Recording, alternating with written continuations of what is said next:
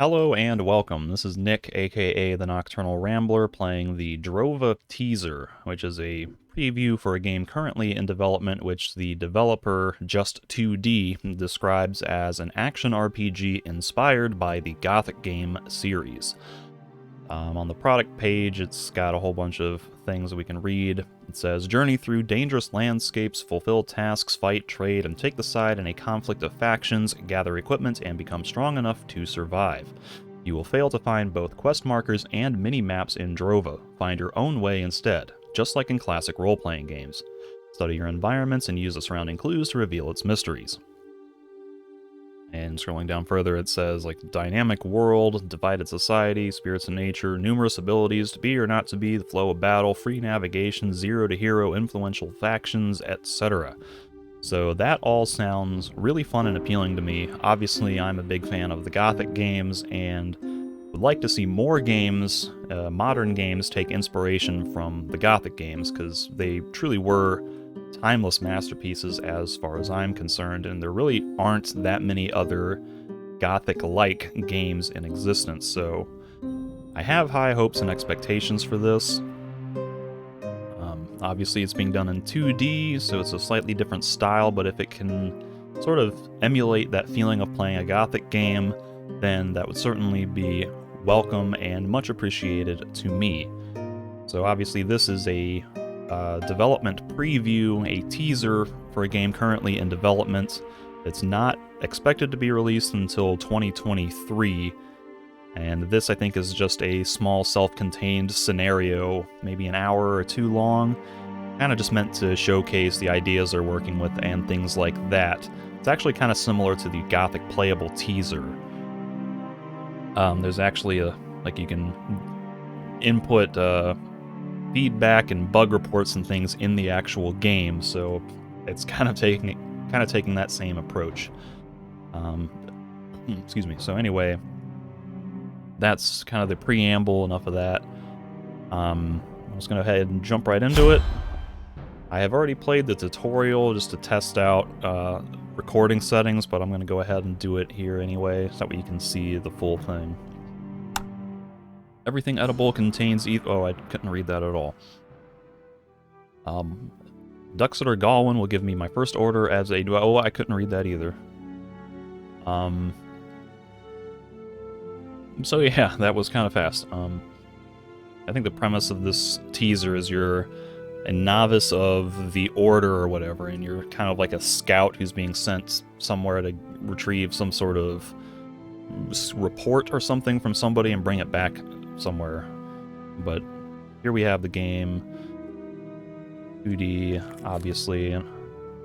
This is kind of a cool thing where the trees kind of turn transparent as you aim your cursor into them. So that kind of simulates how your character would be able to perceive into the trees while the view of the game is being obstructed. That's kind of a neat thing. If you hold right click, it does this eyeball thing that is like maybe an inspection mode, I guess. But anyway, it says use WASD to move and use your mouse to look around. So there's no turning back now. I should talk to Duxeter Galwin. Sounds good. Let me just double check that the recording software is working, and it seems to be okay. So we go up. What took you so long? Come over here. Now that you joined our ranks, it's time for you to face your first dangerous task. But before that, show me your fighting skills. Draw your weapon and show me what you got. Press R to draw or sheath your weapon. Very well, always remember that you can only fight with your weapon at hand. You can't interact with your surroundings while wielding a weapon, though. So only draw it if necessary. Come and attack me. Show me what you got. Left mouse button. Boom. Alright, gonna do it 4 times. Not bad at all. Let's try to chain your attacks together. Alright, try to hit me with some combos. Make sure to hit the right timing. Press left mouse button to attack, repeatedly to sow when your cursor changed to a flaming fist. So the icon changes, and I'm assuming that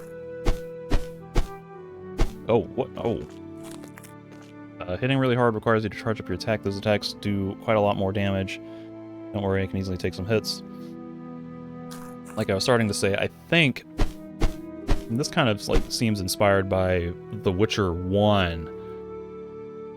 Your little cursor would give like a flaming, sparky effect in between animations, and I'm gonna assume that if you can get this timing right, you'll attack a lot faster. You know, so here's me spamming the click button as fast as possible, and it's kind of slow.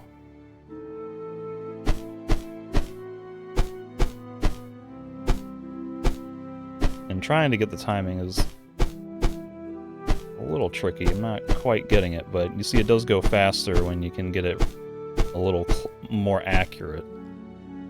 So that's a good sign. And we hold down left mouse button. Nods appreciatively. Your offense seems to be quite good, but know that some attacks can neither be chained nor charged. Each weapon works differently, so try to familiarize with them before taking on battles. In addition to that, you can use spells by using those runes here. Galwan hands you a rune. Using them requires you to have enough flow, which is generated by hitting your opponents without getting hit. Give it a try. Press 1 as soon as you have enough flow available. Hit Galwan to generate additional flow. Okay, so there we go. Meter's charging on the bottom of the screen. Press 1, charge attack. Gotta do that again. Bam. Nevertheless, a good offense is just one thing required to survive in a real combat situation. You should also take a defensive position to avoid damage, incoming damage by your foes. There are two options, which are dodging and blocking. Let's start with dodging first. You can build up distance and avoid an opponent's attack when they are about to strike. Since you have limited stamina, you can't dodge around constantly though, so make good use of it. Alright, try to dodge some of my attacks. Watch your current position and look direction before dodging. Press space to dodge in your opposing move direction. Bar beneath your character indicates how often you can dodge. So the dodge, it always seems to be backwards, which is a little different from how other games do it. A lot of times you can chain a specific direction. Like if you press up and dodge, then you'll dodge in that direction. Actually, it does work that way. Oh god, he's talking to me.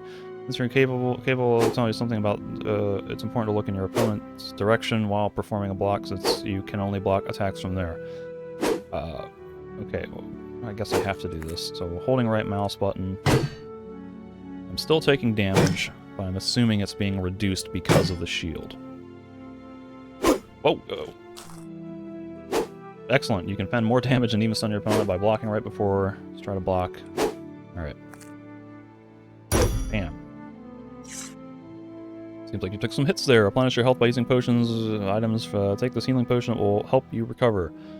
Health is represented by a red bar at the bottom. Now press 2 to healing potion.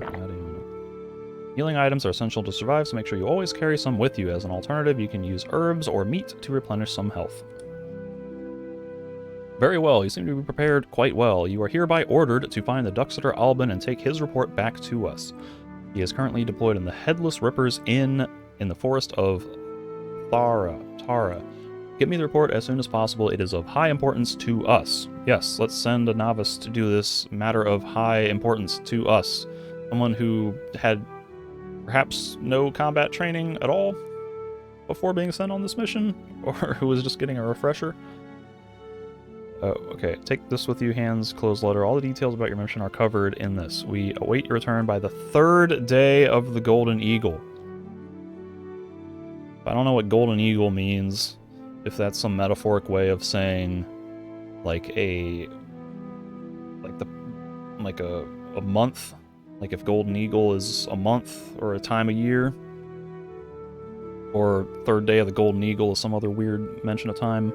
I don't know that the game has a time limit, in other words. I'm going to assume not.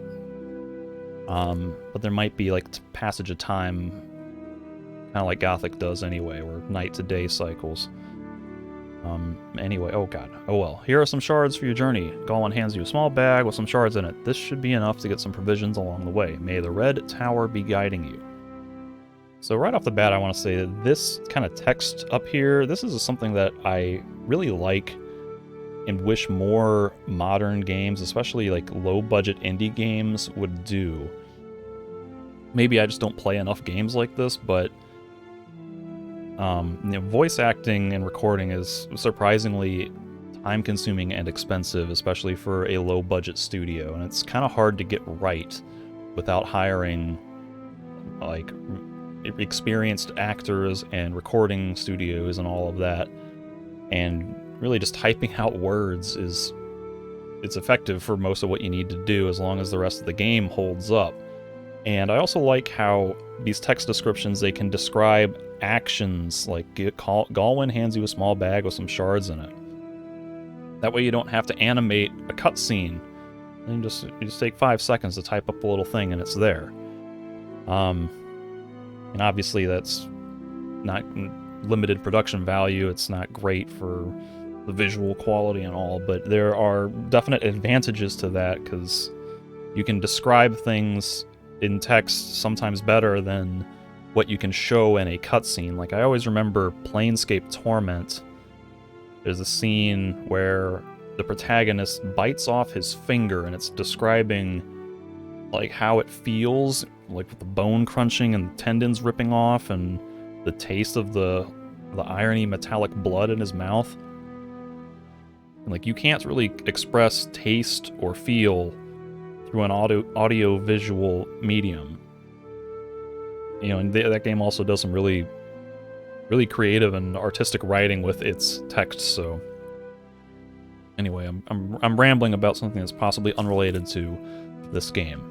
Point is, I like that text thing, and I hope that the further game development will implement that strongly with text descriptions of what your character sees and what's happening and so on.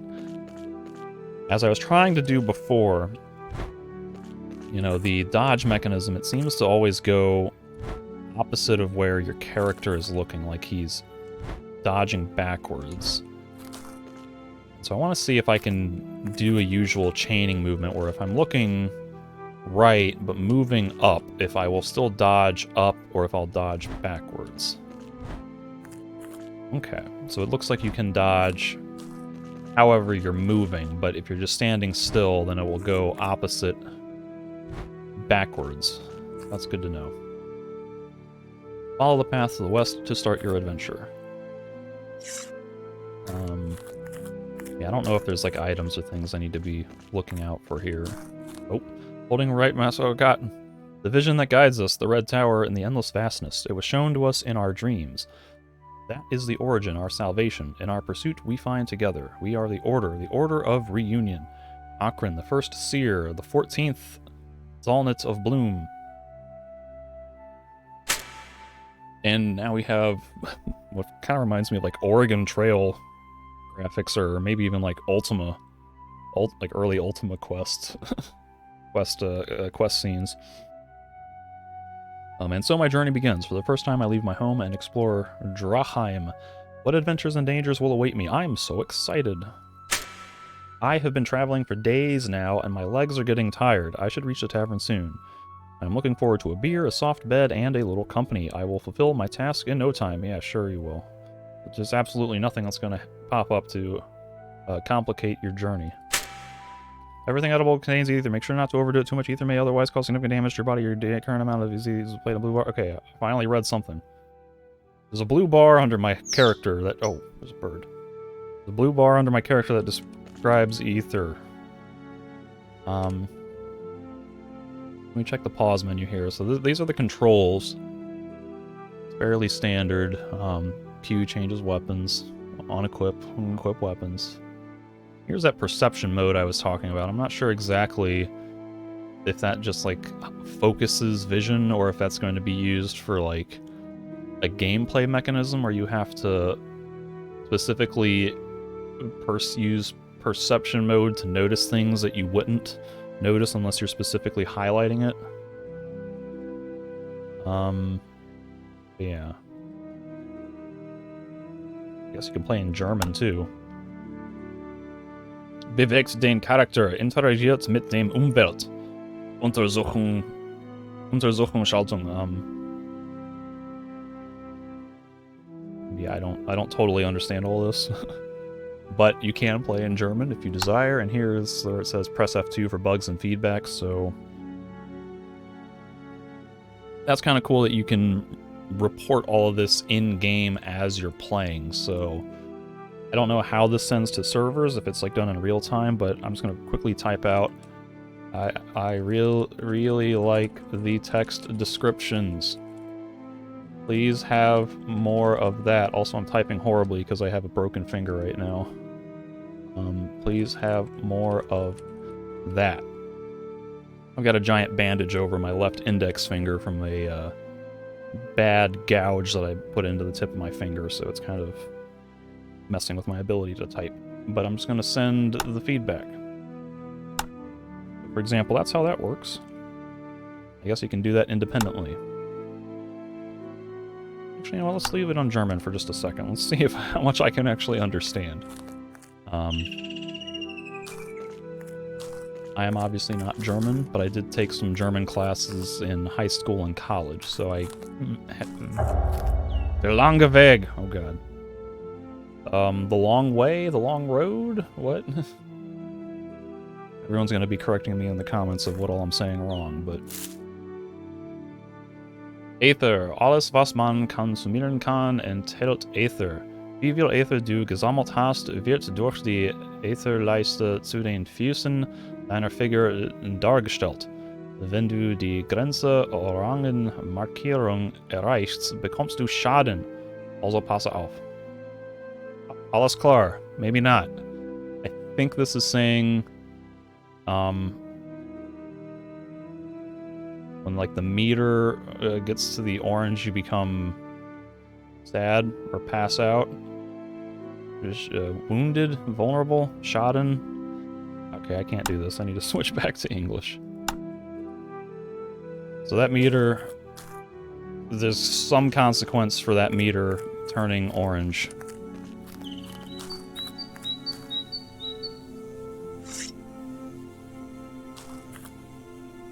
Got a bug.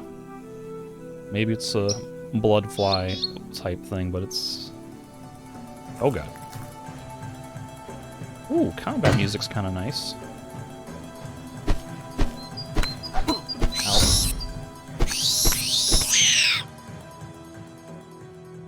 It's kind of a pleasant little combat music, just that little jingling. Ragged Wing. Why ever anyone would buy these, only good for selling. Take all. Highlight mode. Oh, it's a skeleton. Healing potion. Shards. That must be money. Which reminds me, I got a... oh, every item you acquire in the course of the game will be displayed in your inventory for easy access to potions and abilities. You can drag and drop them into any spot on the quick bar using the left mouse button. Your character can have a maximum of 2 sets of weapons at the same time. Sets can be changed in inventory by drag and dropping them to the chosen set. We use the 1 and 2 button. Press Q to switch outside of inventory.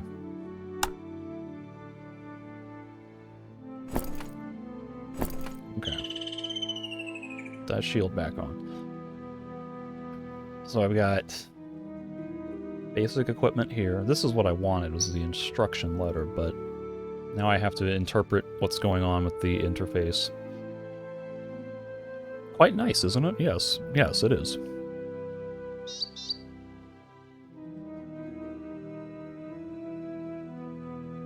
Okay, we got a... this looks basically exactly like Gothic. We've got the same level experience, next level, and skill point here, and 3 basic stats for strength, dexterity, and mana.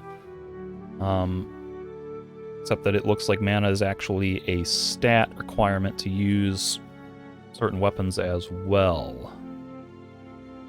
Yeah, so the sword, it looks like it needs 10 strength, 10 skill, and 10 mind to use.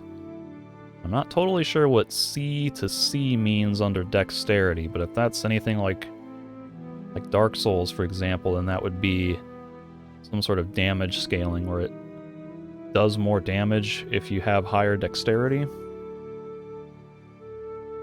which would be a nice evolution of Gothic mechanics. I don't know what these other stats mean. It might be 22 damage, 1.24 attack speed, and 6 mana magic? I don't know. Physical and magical resistances. Represents your physical power. Yeah. Use specific weapons. Specific weapons. I can't highlight over this icon like right here. So I want to know what that is. I don't have an instruction manual to look up, at least not in-game, as far as I know. I only have one healing potion. Oh, okay. See, that red skull icon is bad, I'm assuming. That must be the ether. So it heals 60 health, but causes maybe like 30 points of ether damage.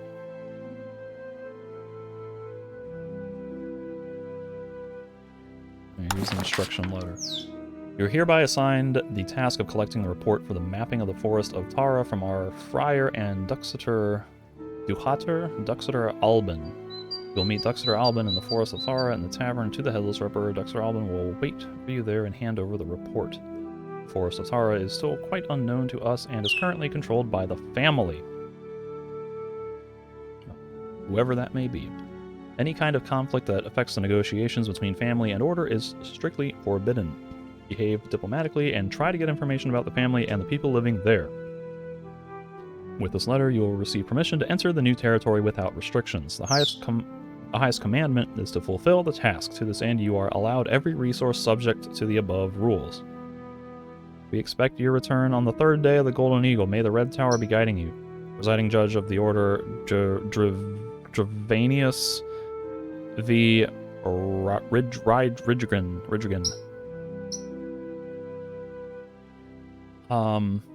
Highest commandment is to fulfill this task. To this end, you are allowed every resource. So why didn't they even give me, like, a healing potion to start with? I had to find a healing potion on a dead corpse. I'm not sure that they are allowing every resource.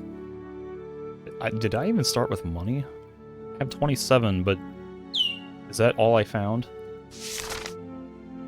Courier service. I finally arrived. My task is to meet the brother Albin in the tavern to pick up situation report. No completed quests. Ooh, okay. Novice one-handed weapons enables better use of one-handed weapons. Mystery skills that perhaps don't unlock until you learn this, or they just haven't been developed yet.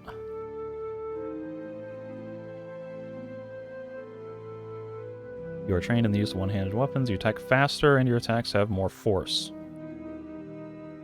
So, like Gothic, we've got, I guess, 3 main tiers of weapon. And I'm hoping... I'm wondering how it'll affect the timing of actions and the animations, because that was a big part of Gothic's skill progression.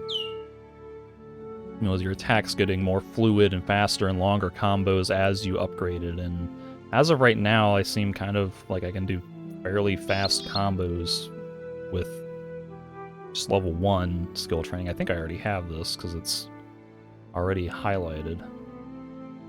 Skinning animals, gutting animals, novice archery, adept archery, and then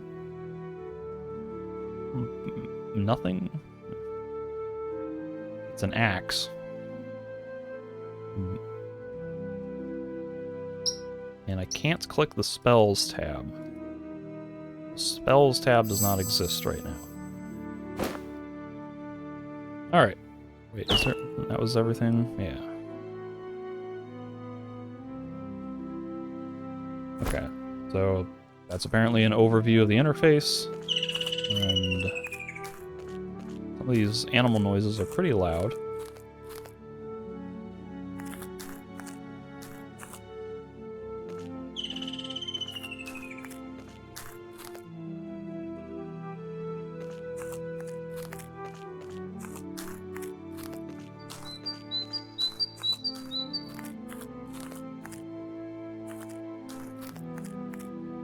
We got sparklies. You know, that I don't know, that sparkle might be a little overkill. Like that red flower, it kind of stood out from the environment enough that I feel like I didn't need to have a little animated sparkle telling me, hey, there's a flower over here, but like here, where it's kind of obscured by the trees, maybe that would be more thematically appropriate, because, you know, the character would be more likely to see it than I would, given the different perspective, but again, maybe he wouldn't notice it unless I'm panning the camera over this way, so I don't know. That sparkle is the kind of thing that I criticized in like the Gothic remake teaser with all those little arrow icons pinpointing things, and it's kind of the thing that doesn't necessarily seem necessary. See, here again, like I kind of saw that perfectly fine without the sparkle. This one I kind of noticed almost because of the sparkle.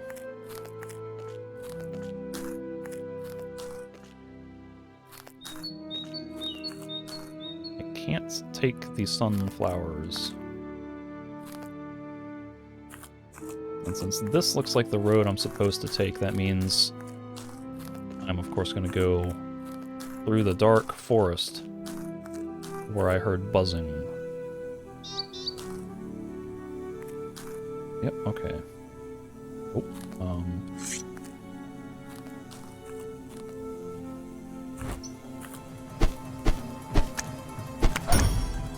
Ooh! I got a block. A counterattack. That was neat. Ragged wings again.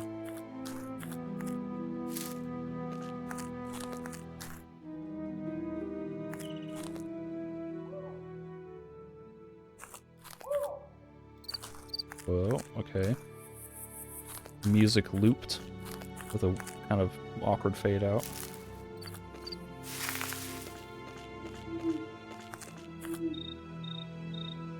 Actually, you know what? I think it's getting dark. Oh god. I don't know about this. Nope, nope, nope, go away. Oh god. Oh, I'm doing terribly all of a sudden. Press the thing. Oh god, what am I doing? I'm pressing the wrong button. I was trying to press 1 to do my charge attack. Die. Trying to press 1 to do the charge attack, and I was apparently hitting the Q button. I'm also using a different keyboard. It's a 60% layout, so it doesn't have function keys. So between my busted finger and the lack of a function row, my reference points and accuracy is kind of messed up right now.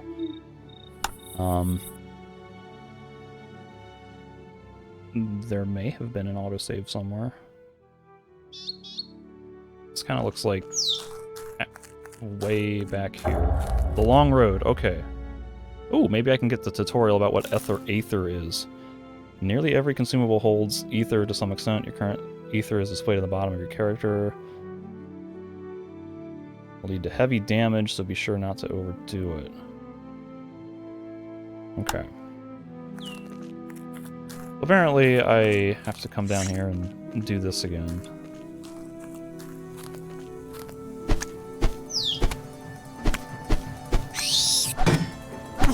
Ow, he got me.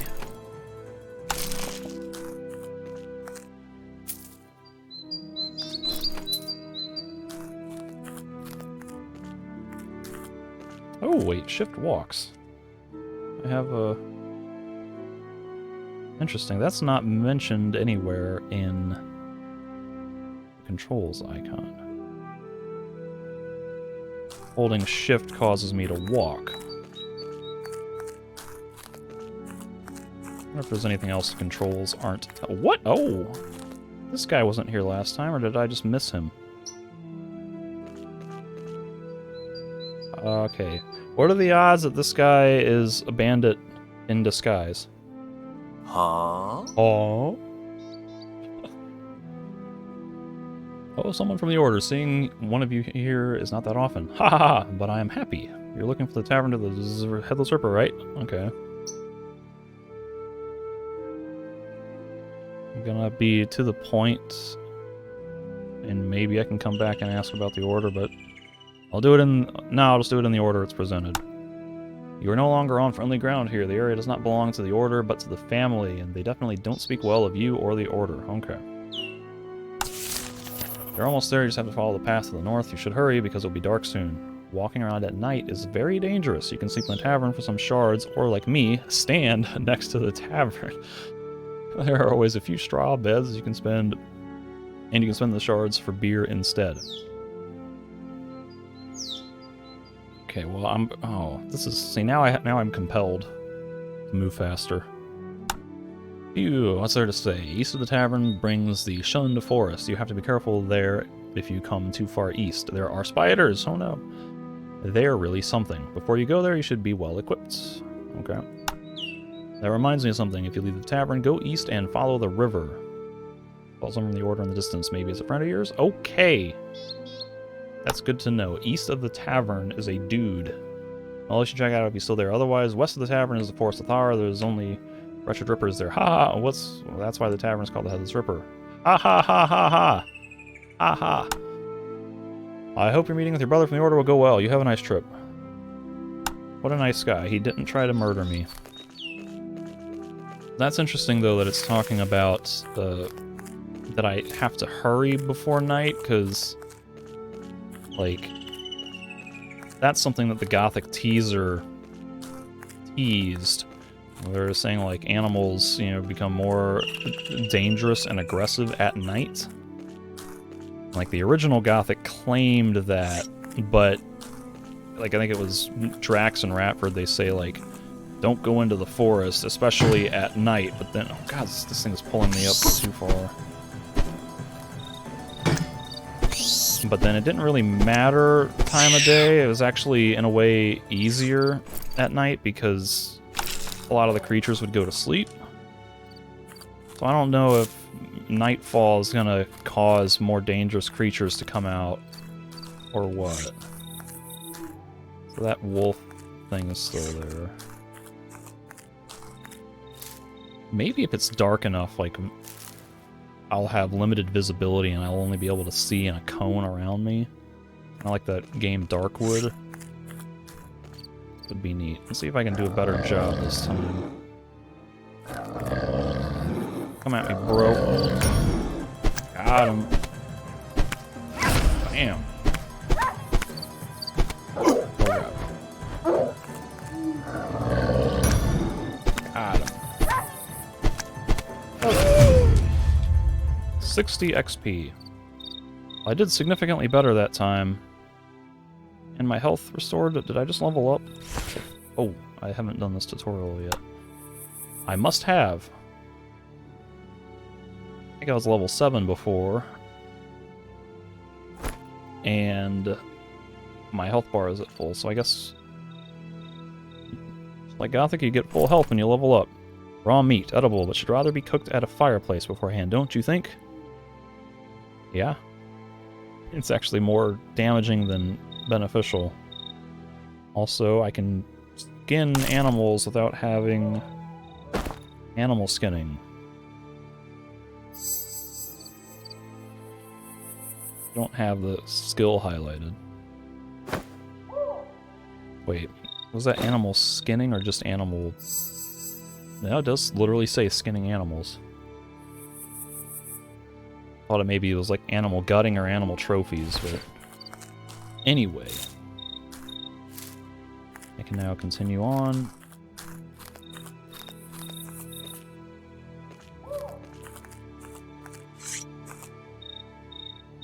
Like demon rats with red eyes.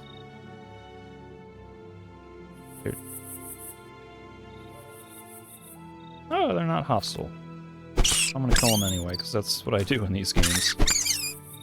Give me some XP. Raw meat. Red chalice. Wait, life blossom. Life blossom is different from a red chalice.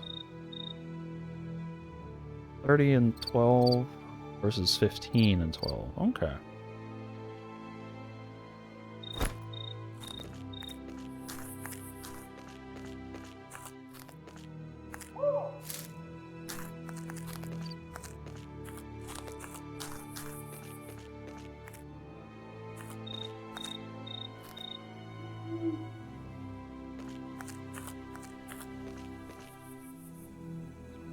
Bloodfly. This is just looping back where I came from, I think. Except I missed some stuff that I didn't grab on the shortcut.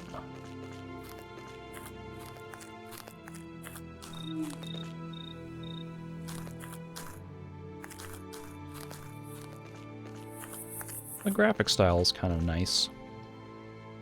It's got, you know, obviously it's got that kind of retro kind of esque pixely look to it, but it's not.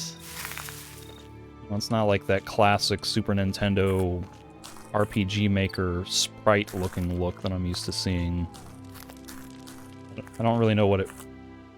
There's probably other games that use this type of style that I'm not familiar with, but it's kind of nice. It has a little bit more of a realistic kind of sense of proportions and geometries, while still having that stylistic retro pixel look to it.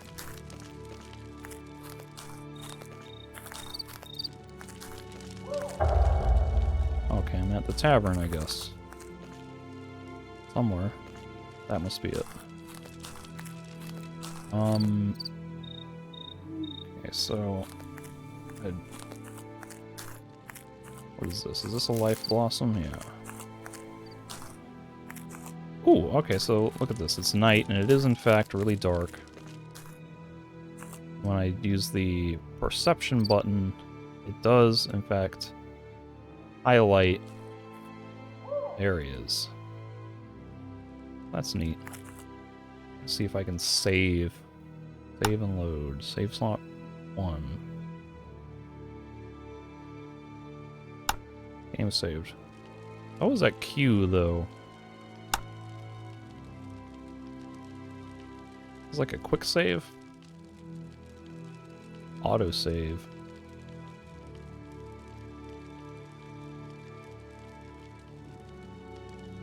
How do I quick save? Is that F5? Yep.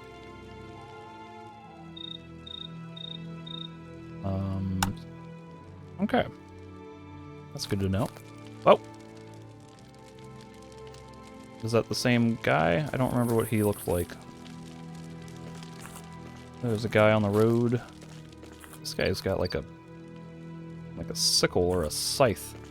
Hey, you come over here. I almost guarantee you this guy's gonna beat me up.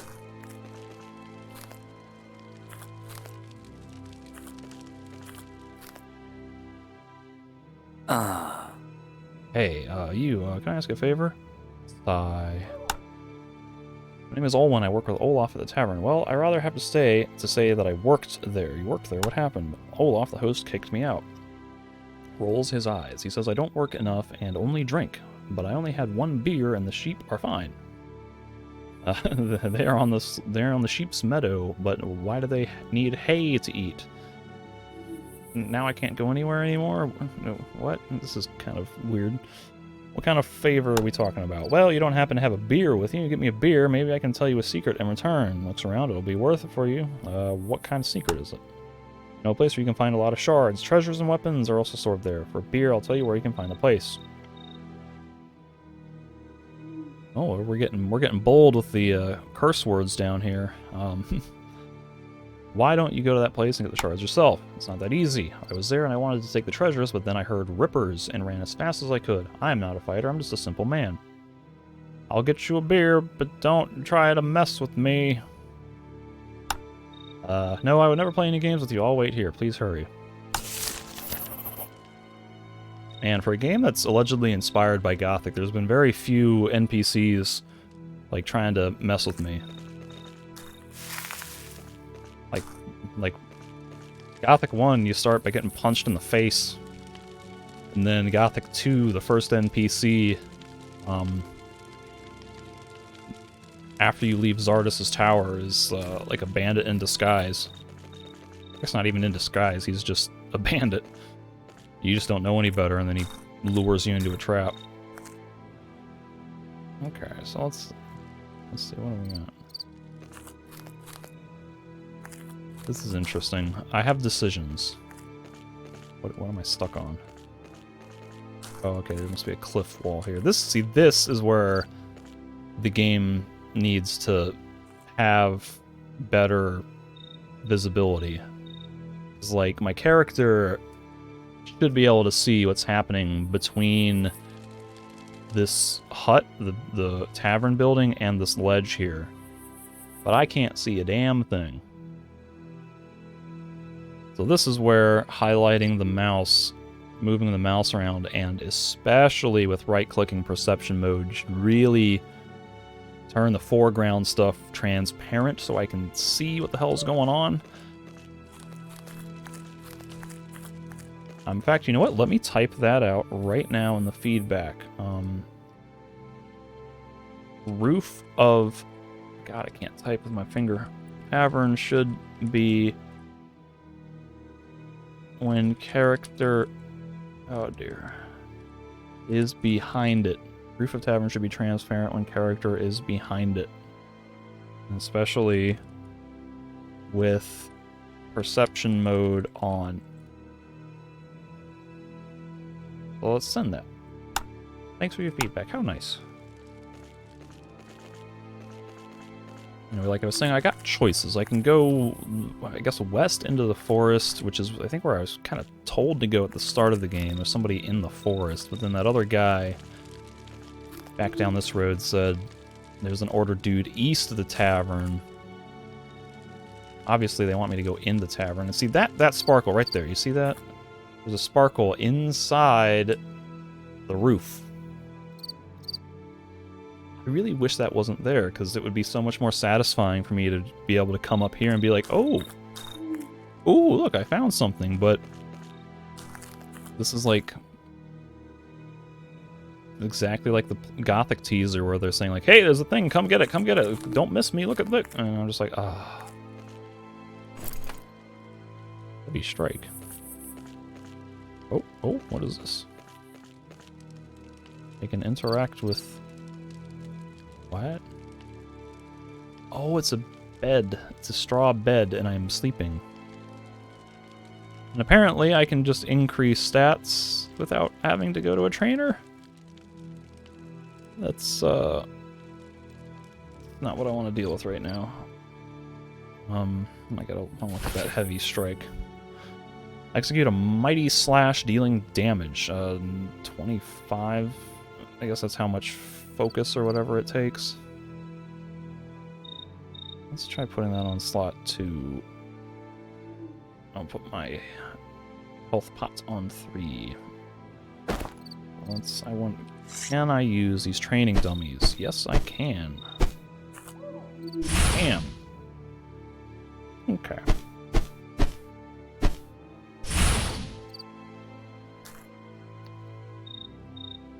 That's interesting. So it's kind of like almost a magic rune system, except it uses like a melee combat focus gauge. It's like a combo system basically. It's actually kind of like Elix. You hit enough times, your focus gauge, whatever that thing was called, increases.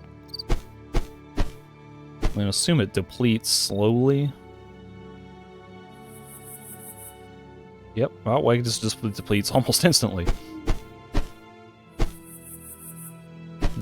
I wonder if you time your attacks better, if it charges faster, or in greater intervals. Obviously, you attack faster, the bar goes faster, but...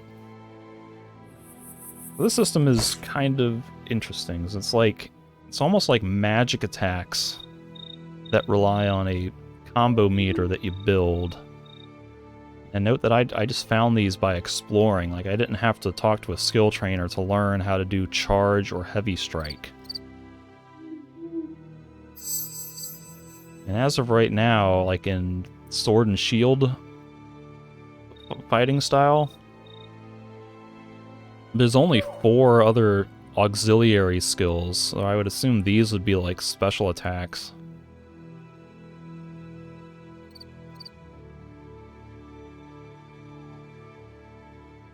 That's interesting. I don't know how I feel about that. On the one hand, it's kind of cool to give more practical gameplay altering rewards for things that you might find while exploring. You know, so if you say hypothetically, my main quest is to the east, but I say, you know what, I'm gonna go into the dangerous woods now. You know, and say I run away from tough enemies, I find some cool rune that gives me an awesome special power. Then I can come back to the main quest and feel like more powerful and more prepared for the main quest because of the special reward that I got by exploring off the beaten path. Like that might be an interesting and rewarding system. But on the other hand, normally, like, by doing that, going west, ignoring the main path, like, I'd get a bunch of experience points that would help me level up faster, if I could defeat the enemies, of course. So it might be like a give and take kind of situation. Anyway, I guess let me try to read this. I gotta walk up to it. To all those who want to earn some shards, at the moment, a larger pack of rippers is up to no good and is tearing my sheep to pieces. I've already lost several sheep and I'm looking for someone to take care of the problem. The reward for killing the rippers is 150 shards. Contact me at the counter, Olaf. Sword might come in handy. What? I took a short sword? Alright. It's the... what? No. It does less physical damage? Less something, but it does more something. I don't get it.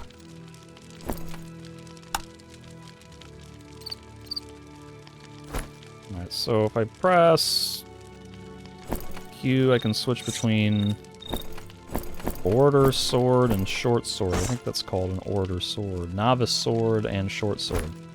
So, no. I don't know what these stats mean. Oh. You get an indication of damage. Look at that. So that does that. Guess that's doing more.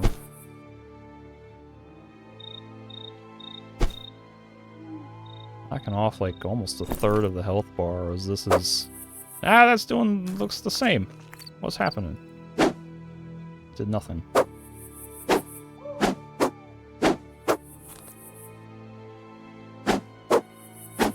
Oh, okay. These things have a fixed health bar. I thought I was doing like a big chunk of damage and it was regenerating, but it's cumulative. So that's doing like 1 pixel of damage. That's doing maybe 2 pixels of damage. So I think that does confirm that 22 is almost twice as much as 13. No, I don't know what the magic swirly, maybe that's how much focus it generates.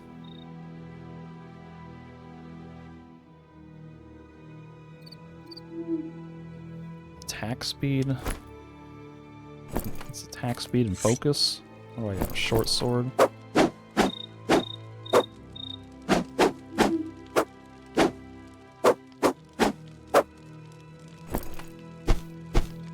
Yep, that must be it.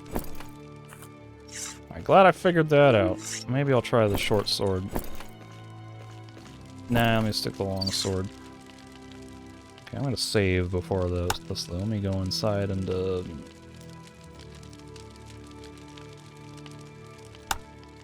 me go go in the tavern. Do like I'm supposed to. You can have 2 sets of weapons, using Q to switch back. Yeah.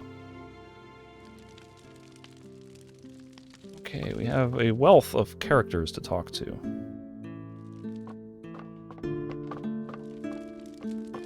We got a lady, a couple of guys, bearded dudes, and some person here. Let's talk to this guy.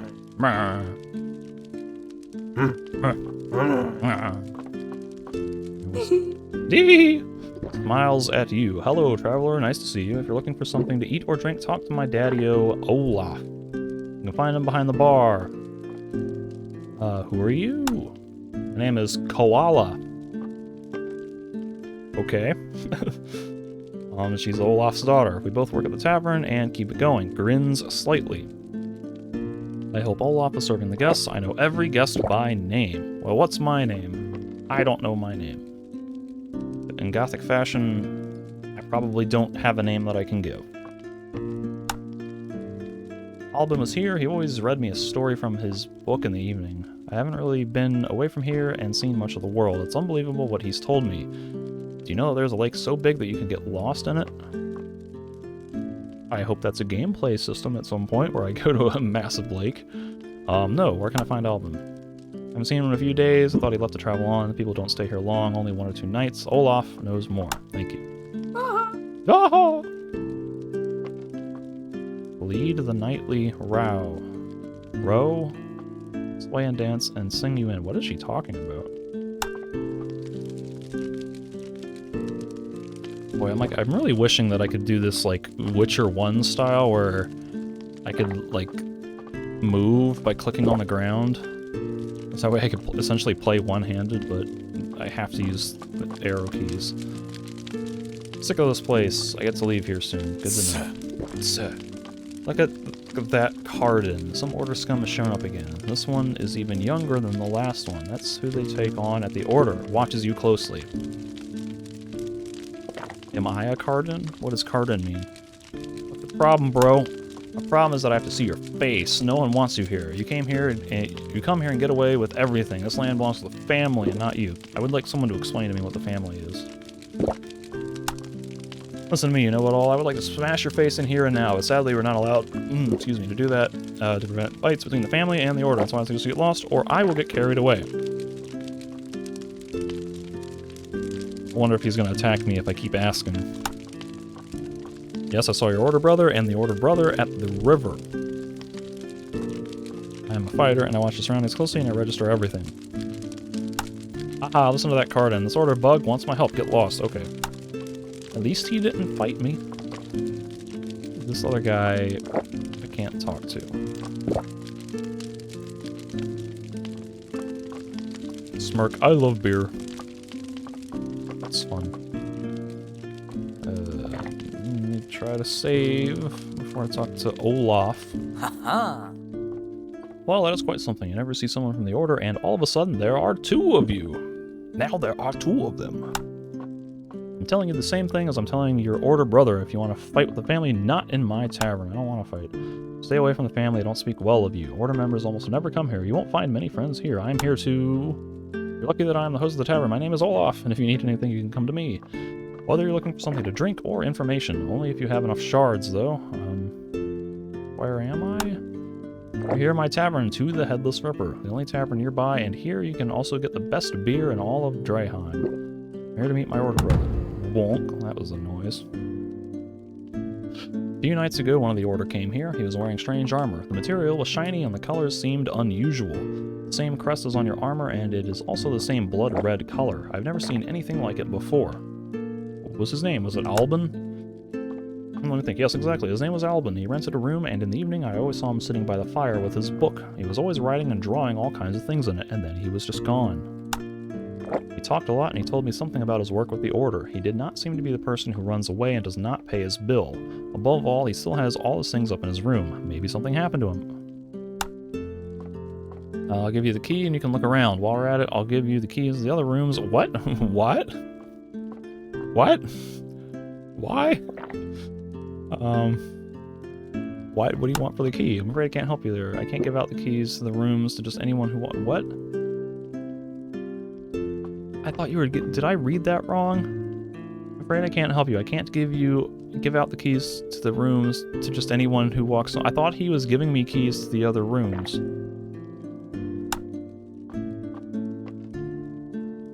That's 200 shards.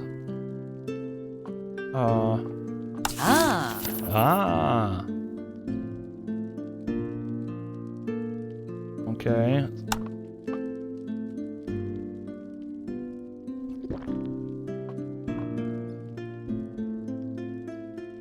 Can't sleep outside in the hay.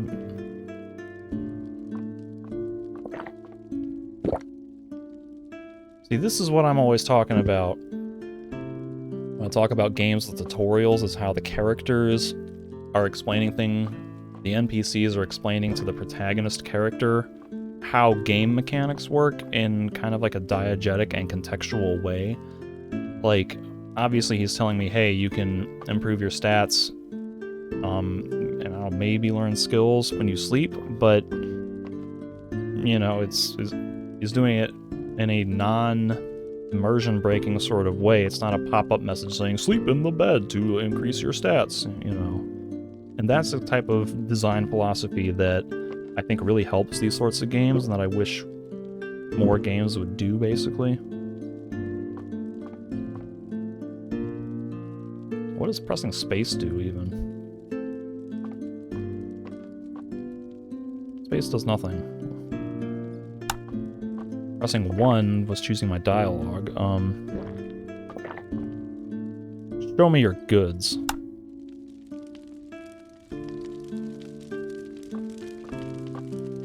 Oh, okay, that's good.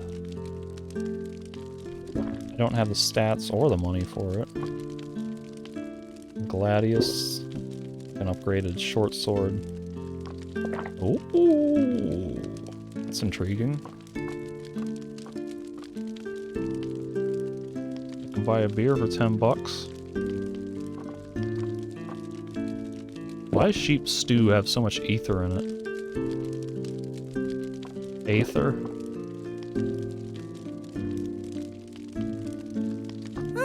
Ah. How's it going? People are not willing to spend a lot of money anymore. Well, I don't have much money to spend. Tell me about the family, please. Family is the largest fraction in our society. They own the farms in Dreheim and they have their claws in everything. Therefore, they offer their help. That's a laugh. Don't provoke them in any case. They don't speak well of you since you belong to the Order. They are not allowed to kill you, but that doesn't mean that they won't have your guts. Guess why are you so enthusiastic? Not so enthusiastic. That's an understatement. I regularly supply them with beer and meat, and I should actually get protection for that. They sent me 2 soldiers, but instead of helping me, they drink all day long. Must be these guys.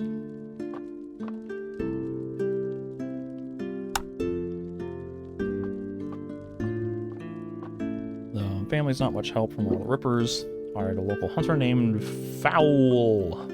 What happened to Fowl? They sent out to us to kill the Rippers. Actually, should have been back by now. I hope we'll be back soon and that find these Rippers' history. Ooh, I'll find them. Ah, yes, yes. You probably won't find these Rippers. Those things are damn smart. If you want to earn shards, you can find Fowl and help him with the Rippers. You'll surely share the reward with you, but be careful. These creatures are dangerous.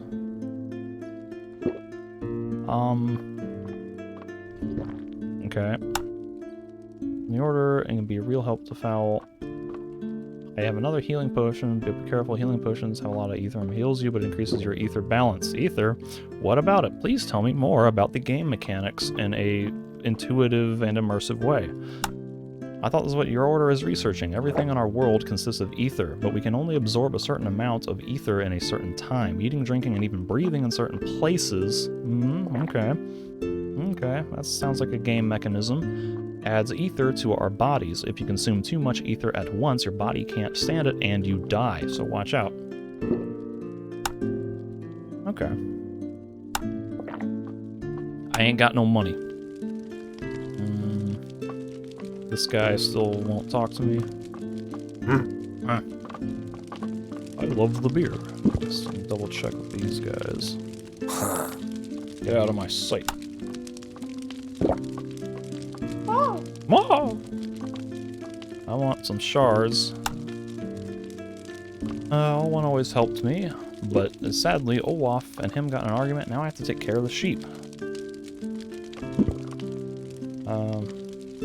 This is like the more appropriate, but I'm going to be more inquisitive. I don't exactly know why. Olwen just seemed sad all of a sudden and drank way more alcohol than usual. I wanted to talk to him, but he didn't want to. He preferred drinking over taking care of the sheep. One-time thing. Sheep are on the meadow, and now rippers are roaming around, so I'm a little afraid to go out in the meadow alone. Bring them the hay, I'll bring you some shards. So... Oh! Find the hay outside the tavern, under the wooden barn. Take a bundle to each sheep. You can find the sheep west. One more thing. Liesel, the sheep, is very clever and curious. It likes to escape sometimes. Trying getting all the sheep in the meadow and keeping an eye on Liesel. She doesn't want to listen, just talk to her. Okay. Sheep are smarter than you think. Liesel can feel it if you want to do something nice for her. Just tell her that you have some hay, and she will follow you everywhere. Alright, I gotta find 4 sheep. Is that in my quest log? Feeding the sheep. Koala, Olaf's daughter, asked me to feed her 4 sheep. I'm supposed to fetch hay from the wooden barn next to the tavern. The sheep are in the pasture when it's time to make sure that all sheep are inside the fence. Why is... Seems like you would want to keep your sheep a lot closer to your farm than, like, way out west. I mean, I know, like, you know, in typical farming, like, you keep your barn far away from your house. That way, where all your livestock are doesn't, like that gets stinky. Because there's all their, like, their manure and all that stuff that they're just passing is in the barn, and, like, you don't want that scent wafting into your house, but seems like it still, you wouldn't want to have your sheep enclosure, like, way out where it's going to get attacked by rippers every night.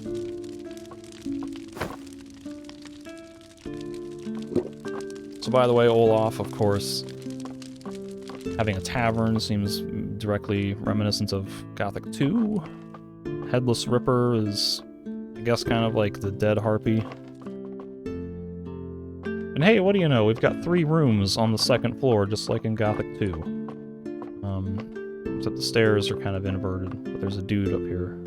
There's a lady up here. And a treasure chest I can't open. Save. Oh! This can't happen. Where's my ring? I had it on my finger the whole time. How did I manage to lose it? I've searched the whole field. Hey, did you lose your ring? Obviously. Use context clues, buddy. Looking up what? Someone from the Order again? There are more of you here every time. I have a bad feeling about this. You people from the Order are not welcome here. Relax, I'm just looking for Albin, my brother. And now let's talk about the ring. Don't need help from an Order. We from the family solve our problems by ourselves and in our way. I'm just gonna keep asking, because this sounds like a quest. Well, every family member owns a ring. This ring symbolizes belonging to the family. I guess I must have lost it while I was out while I was out. I've looked everywhere, but I can't find it. It has to be here or in the field east of here. You don't have to. I'll find it somehow. I have to think about where I might have lost it. Well, good luck finding your ring. Okay, so if I find that ring, I can maybe use it for, like, a quest to convince somebody that I'm with the Order or with the family. I can't ask about Albin. So that didn't show up as a quest, did it? It did.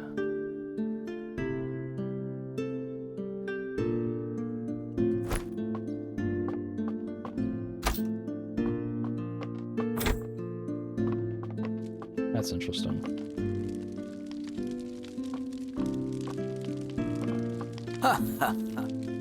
Show me your goods. I want to buy 1 beer, please.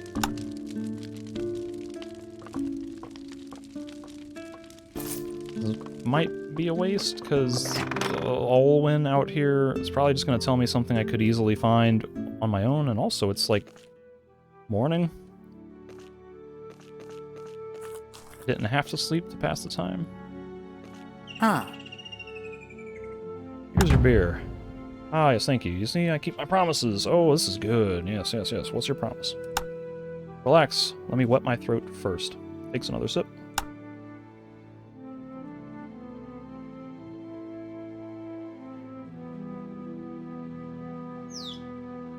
Okay, so the path separates from the river, and there you will run south between 2 cliffs, and then you are there. They put shards and even precious weapons there, such a waste.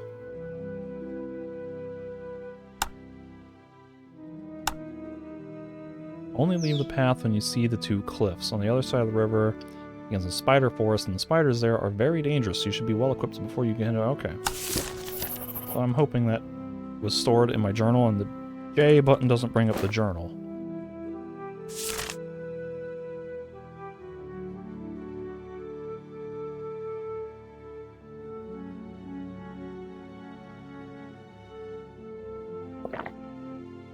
Okay.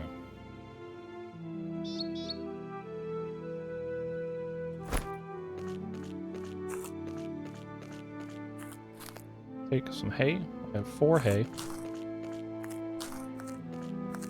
And now once again I have decisions, because I've got kind of like quests pointing me in several different directions. I've got not Olaf. I've got Fowl, and the Ripper's west of here. I've got treasure hunts and Alban east of here. I guess the ring is east of here too. The main quest is east of here, basically. Well, really, maybe the main quest is here, and I need to get inside to find a journal. In order to get that, I need to get money, so I don't know. This is tough. Tough decisions. This leads somewhere, too. Oh, that's a kind of a load zone, I guess. Oh, Forest Tara. Hold the phone. Save file 3. Oh, did it just get dark? What happened? The Headless Ripper. Like, it was like morning, wasn't it? Now it's getting dark all of a sudden? Oh, no thank you. No thank you.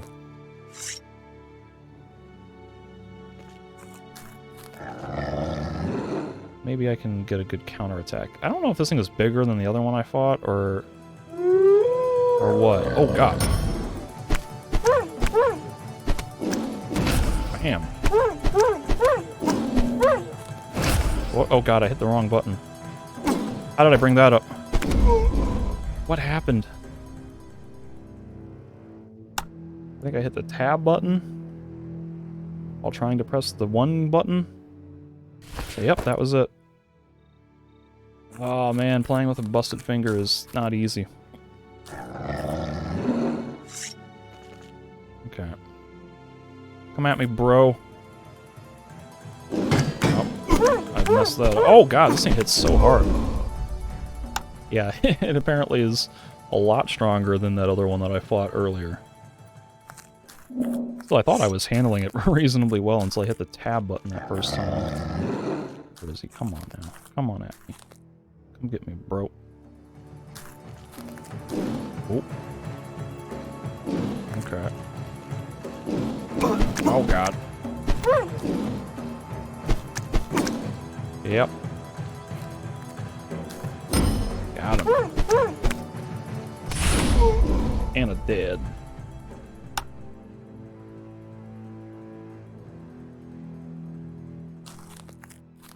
I don't know what kind of animal this is.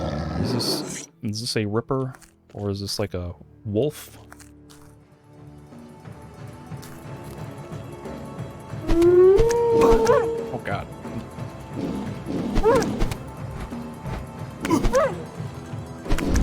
Yep. Not doing so hot. I kinda feel like my best bet is to try to just do the blocks and counterattacks.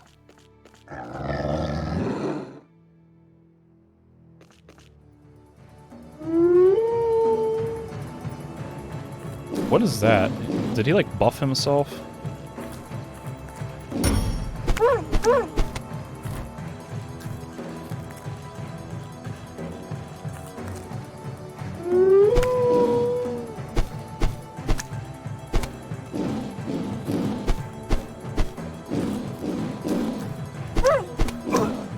Oh, I thought I had a block there.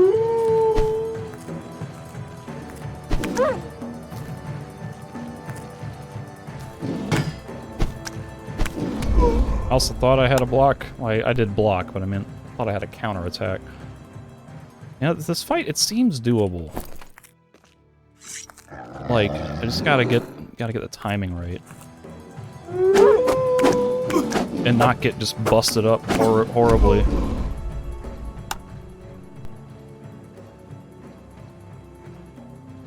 don't like that short sword, but let me just keep trying it. Okay. Damn. Ow. Oh, God.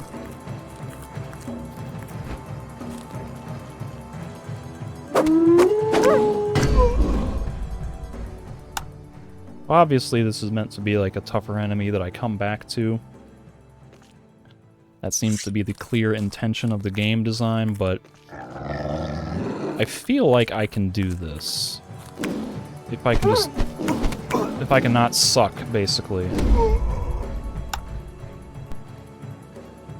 Like, I'm obviously completely inexperienced at this game's combat system, and there's a decent amount of, like, Oh god, he did a buff thing, I guess. Oh, I missed!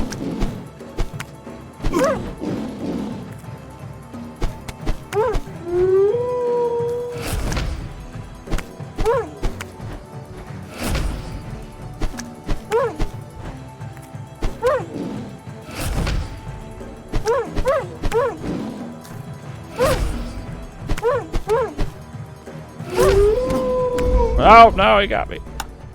It's got a decent, like, amount of reactivity to it, like, with spacing yourself and kind of just, like, walking around attacks, basically, and it's, like, it's pretty fun, actually.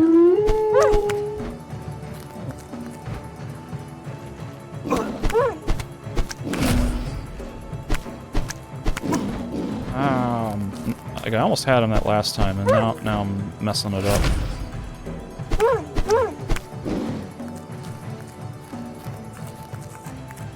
Oh, I missed. I wasn't aiming right. Like, this combat system is fun. I like it. I'm interested to see how it works against multiple enemies and what they can do with like special attacks. Oh, jeez. Oh, God, he hit me like 3 times.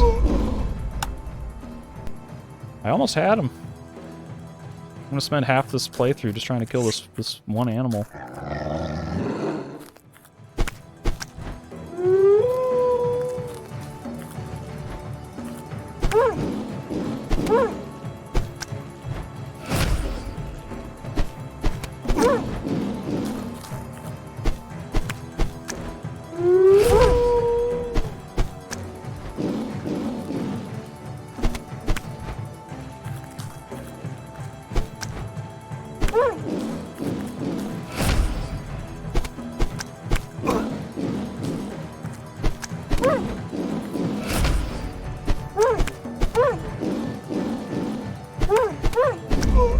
Okay. So it seems like the bite attacks are almost always a 3-hit combo. You see, I'm getting better about, like, spacing myself out. Nope, see, that's a 1-hit combo. Guess that wasn't really a combo. Maybe he... What? Okay. As soon as I say it's a 3-hit combo, he only does 1 hits. I don't have as good of an understanding of it as I thought I did, but... By golly, I'm gonna get this fight. See, I've come close to getting it a couple of times, so it's... clearly doable.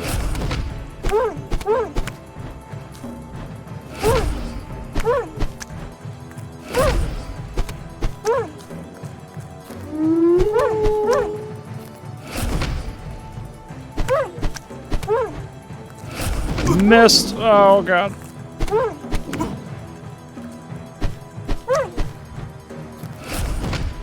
Missed again. And I missed. Okay. Aiming the mouse while doing that charge attack is apparently the hardest thing.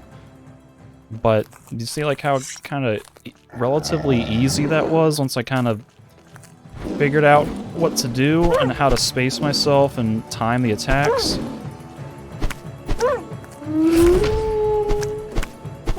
I mean, some of this is kind of like, I don't know, it's a little bit cheesy, like you're just kind of building the combo meter to spam the stun attack.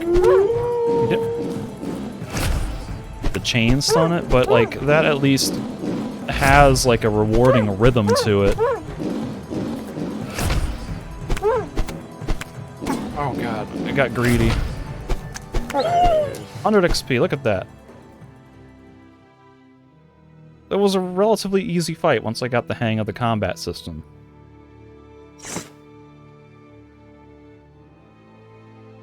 Less than... a little bit more than 1,000 XP until I level up again. So yeah, that's a nice little fight. Maybe it's too easy to chain stun single enemies like that. Maybe there should be more of a cooldown on reusing special abilities. But that fight, it had like a pretty satisfying, like, okay, move in, get a couple hits in, time your clicks just right to make them hit faster, dodge out of the way, and of course you have your little stamina limit, so you can only dodge so often. You know, the better I did it managing my timing and my spacing, the better I was able to do in the fight, and it ended up being relatively simple once I kind of figured that out, so... Can I replicate it against another enemy? That's the question.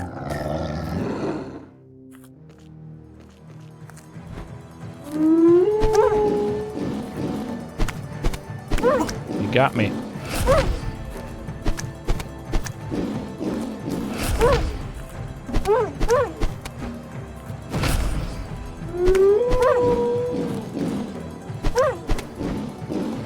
I charged into it. Did not expect that to happen.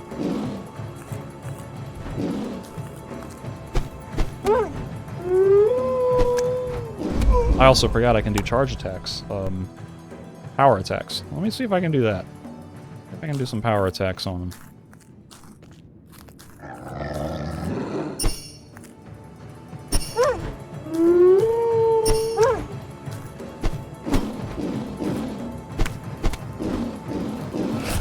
Missed.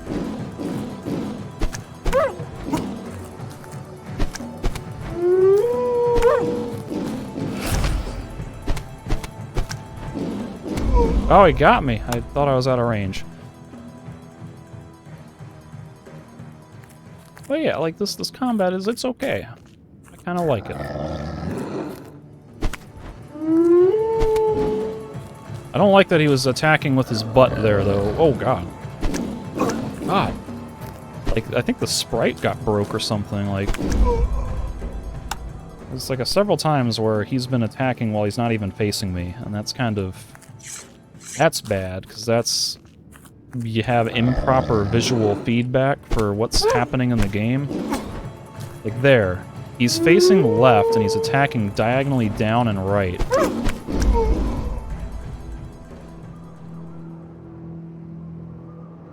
I'm going to suggest in the feedback,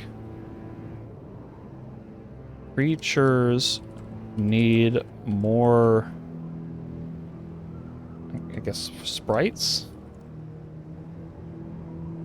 Different orientations, like facing down and up,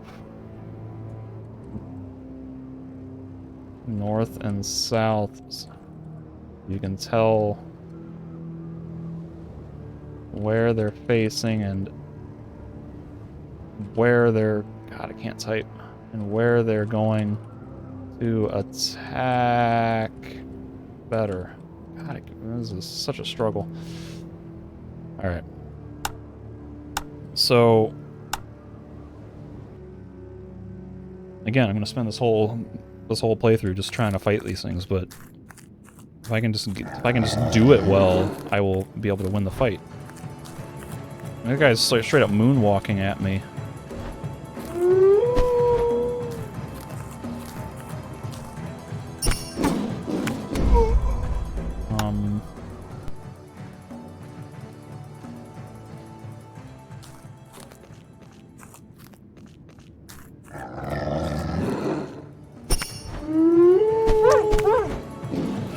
Yeah, okay, so don't charge into the bites. They will mess you up.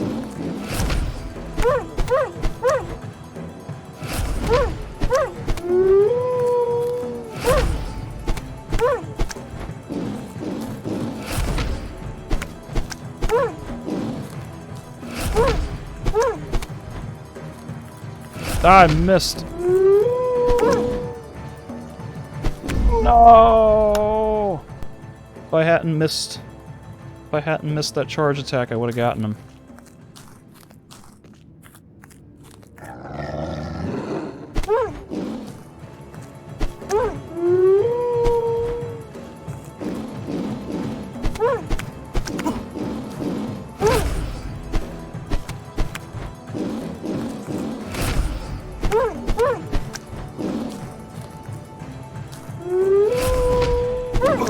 Yep, I didn't hit him. Is he stuck on a tree? What's happening? Okay, maybe not.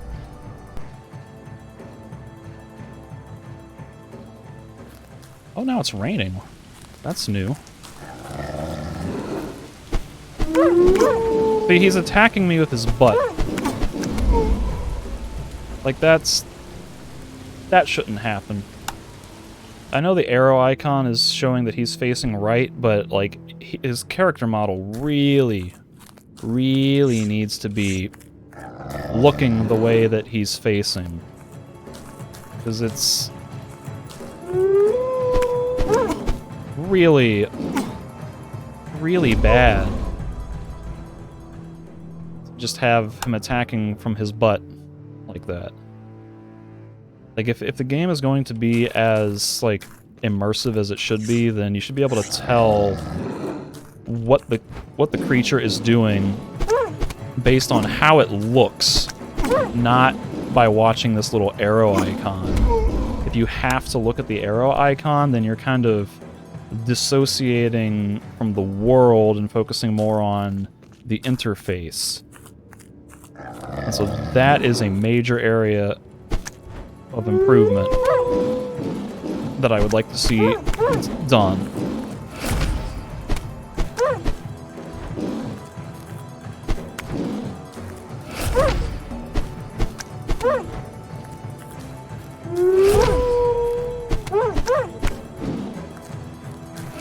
I missed!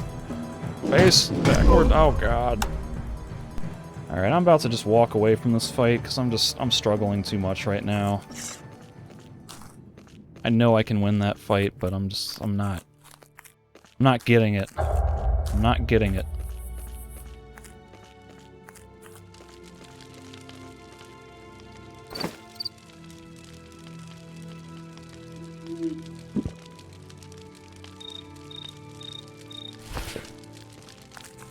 I want to try sleeping.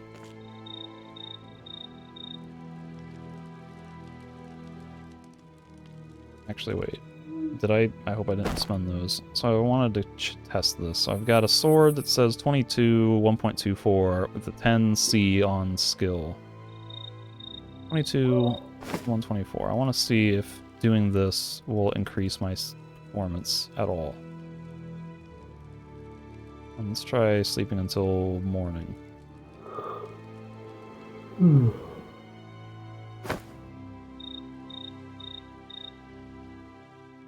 The stats did not change.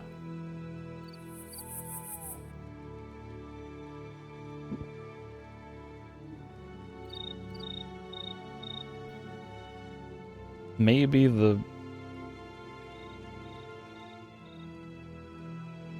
it'll do more damage in background. It's just not reflected in the weapon's base stats. Now I need to come up here and test this.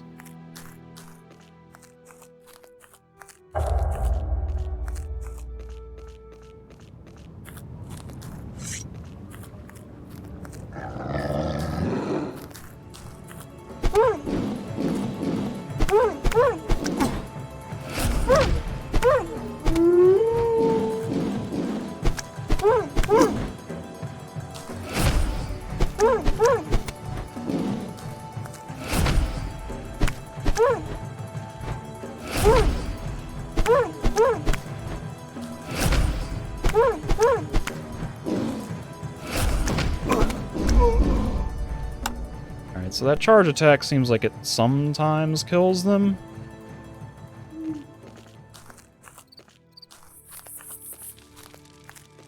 Or it doesn't sometimes kill it, it's like it staggers.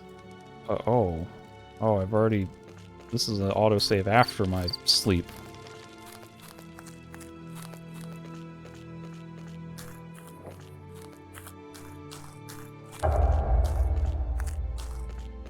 You know what? I don't want to use that.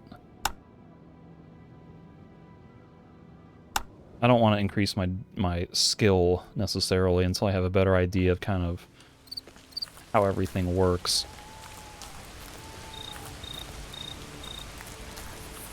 By golly, it is dark and stormy, and I don't want to be out here in this weather. Let's just hold on to those learning points until I have a better idea of how the gameplay systems work. And now it's still raining. That kind of sucks.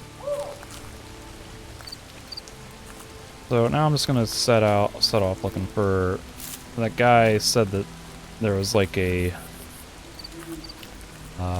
river.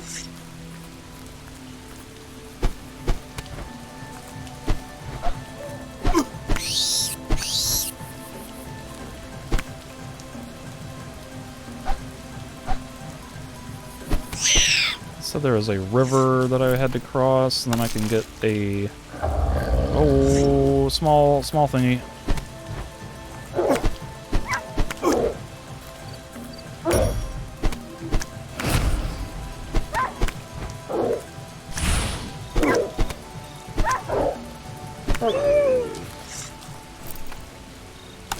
I cross the river and then turn in between some cliffs. I can get like a altar and steal some crap from the family's altar there, and there's supposed to be a weapon, so maybe if I can get that, it'll give me a better idea of like damage. Ether Charm that increases the flow generated by attacks quickly. Now here's the question, is that a consumable one-time buff, or is that an item that I can equip?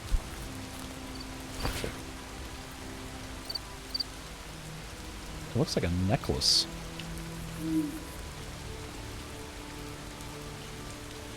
Where would I equip it, though? Oh, it's a shield! Oh, it goes into the shield slot, but it's not a shield. And I can not block at all without a shield. That is... That's a choice. Generating more offense in exchange for 0 blocking ability. Okay.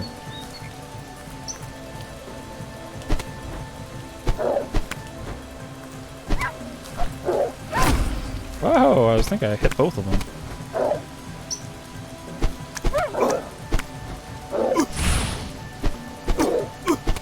I'm getting wrecked.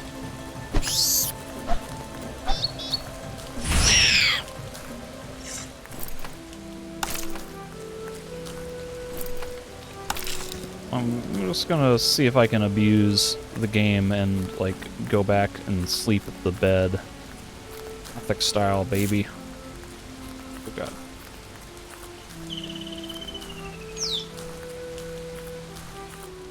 Anyway, my general goal is I wanted to find that altar so I can get a better sword, and presumably it'll be stronger and require more stats to equip. And then I can have an idea of how much, like how to allocate my skill points here, my learning points. I slept for an hour and I'm back at full health, so that's good. That's good.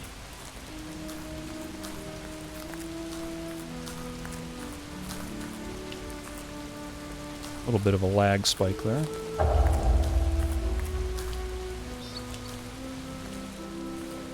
And I'm very clearly not going the way that I'm supposed to be. Ah, what if that's my buddy? Do I want to talk to him? Hello.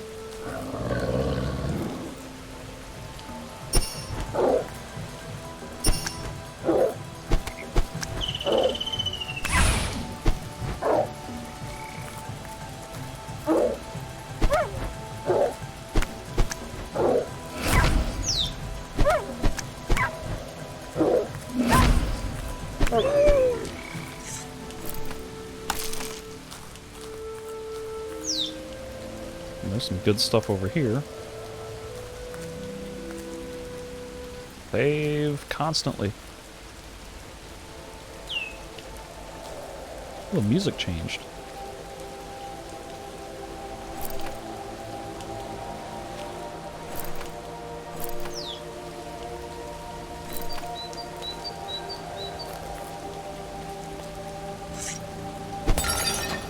Oh, I broke a pot.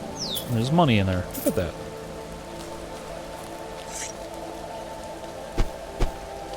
Got some Zelda going on now. Smashing pots. Oh, we got stairs.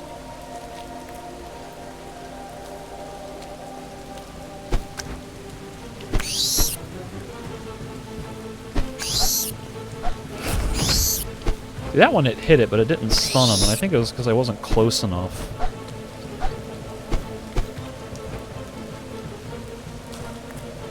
Oh god, I forgot they could do that.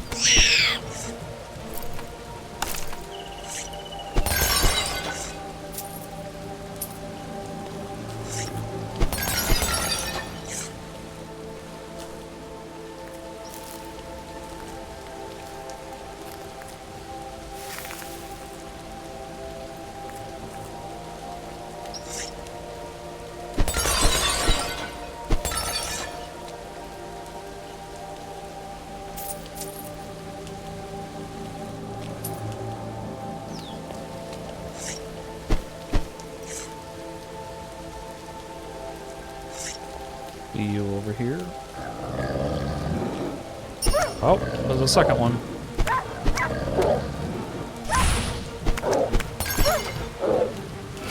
I missed. Missed again. I have a bad habit of not, like, being super accurate with my mouse.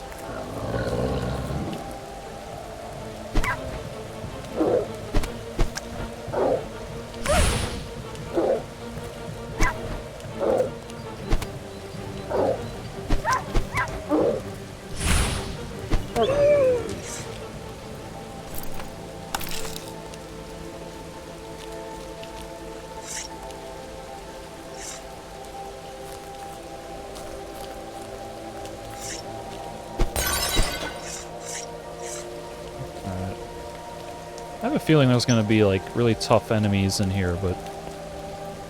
Holding right mouse, perception, important objects such as traces... What? Oh god. Nearly every consumable holds ether to some extent. Your current ether is displayed at the bottom of your character. Exceeding your limits, which are marked by the orange border, will lead to heavy damage, so be careful not to overdo it. Okay. Early... Whoa! Okay. Are these just environmental obstacles?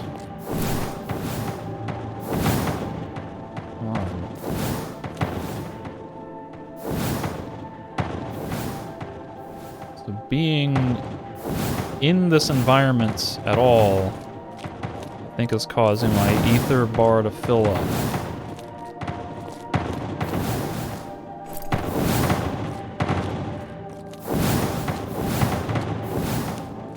I got hit, I think. Oh god, oh, I'm dead. Am I dying? What's happening? Oh dear.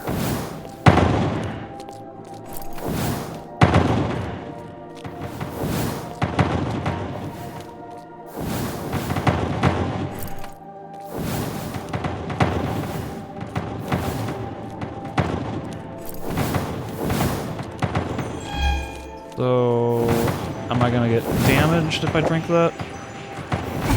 So it blasts me momentarily. Okay. Well, this is interesting. Both obelisks have to be powered. What is that?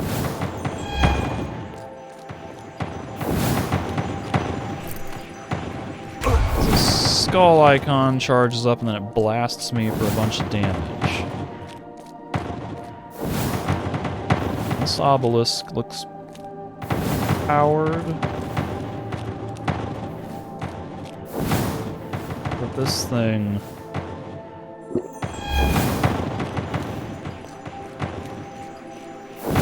Ow. I have no idea what I'm doing.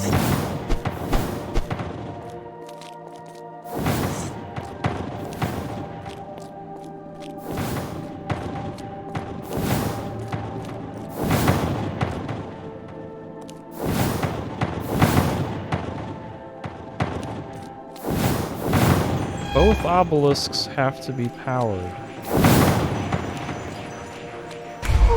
Whatever that means. I don't know how to power the obelisks.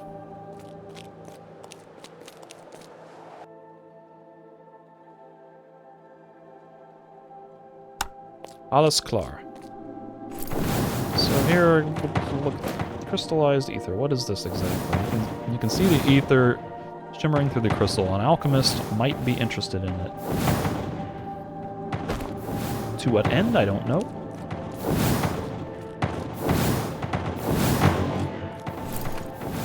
I'm just gonna assume that I can't hurt these.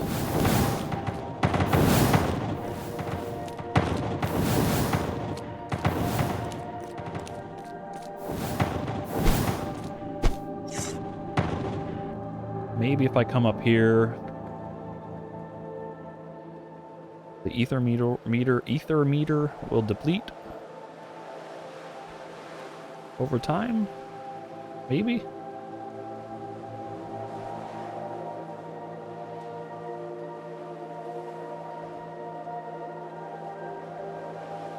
It might be going down very slowly. Alright, well, since I don't know exactly what's to do down there, I need to be able to charge those obelisks. I couldn't figure that out under duress, so I'm just going to ignore that and assume I come back to it later. Might be like a quest or something that I can figure out. Okay, so this is the path. I'm supposed to follow this path somewhere. Cross the river and turn south. But I'm gonna sleep. That'll heal my health and get my ether gauge down.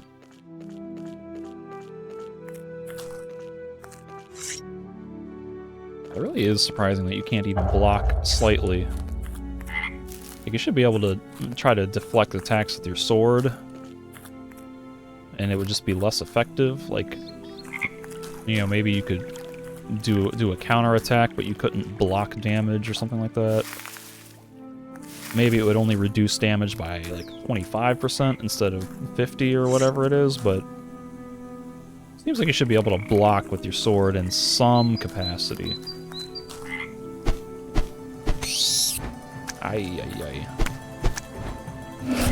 Missed. I hit the tab button.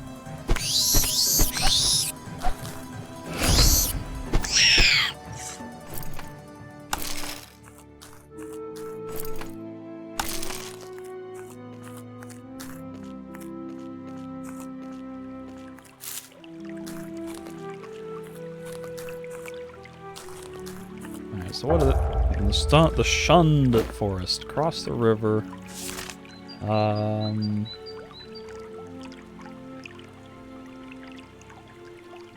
supposed to walk further south through to cliffs. That east of the path the spider's forest starts, and the spiders are very dangerous off the treasure, so...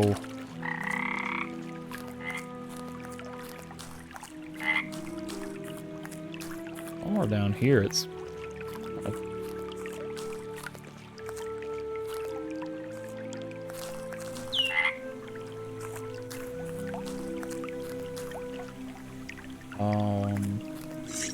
Hey, what? Is this it? Oh god. Okay, alright.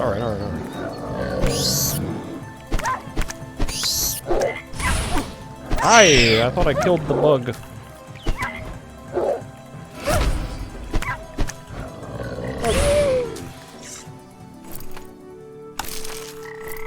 Okay. What? Oh, there's still things. There's multiple things. Ay.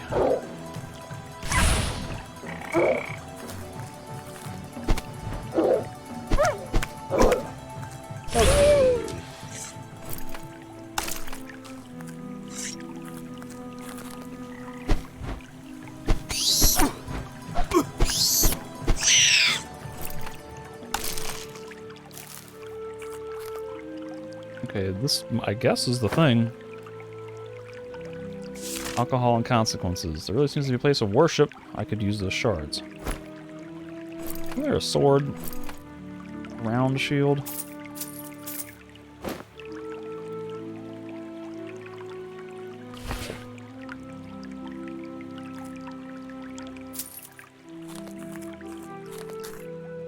And I guess the shield is better than nothing, but I thought he said there was a sword.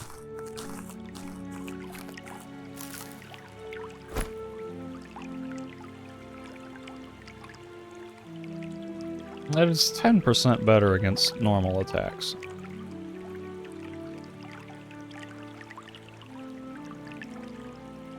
Whereas this thing increases flow significantly, whatever that means. I don't know how much significantly actually is in practice. But so far I kind of like just spacing myself around enemies, and I don't want to fight that. I'm okay with just spacing myself and dodging around enemies and then hopping them with the special attacks, so I don't think I want to deal with having the shield.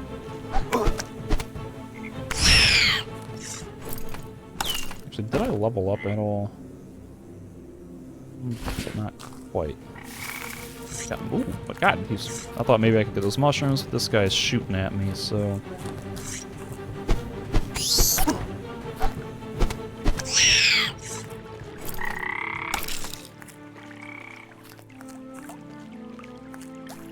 if I can get these mushrooms. Mushrooms are not a thing. And supposedly those spiders are tough, so... I'm just gonna take the game at its word for now and not fight the spider, because I haven't leveled up and I haven't gotten a better... Well, I have leveled up once, but I haven't gotten much in the way of, like, stats and skills. Got 31 red chalices.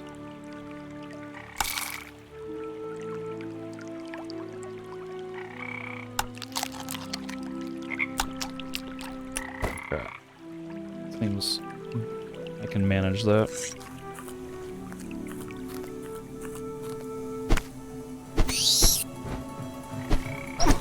Ow.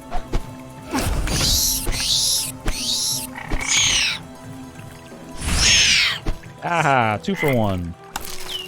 That's kind of nice. I think these attacks do at least some AoE.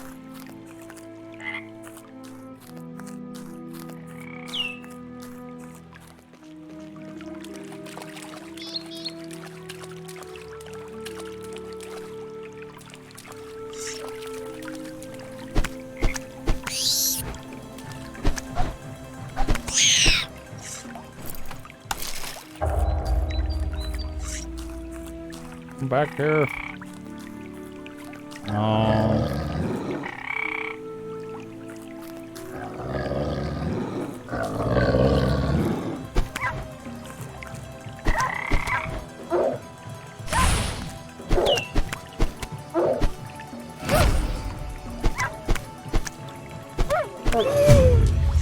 Ding.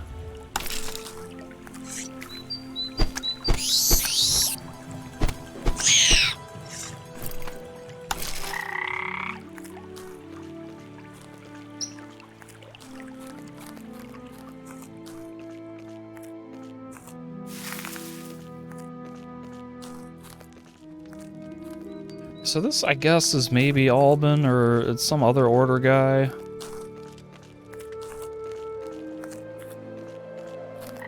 But you know what, I just had an idea. I wonder if this game has, like,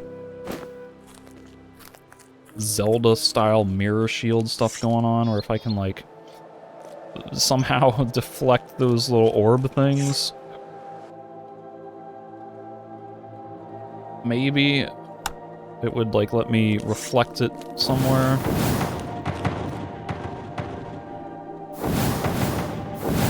Oh! It does! Look at that! I don't know that this shield specifically is what I need, but just any shield in general.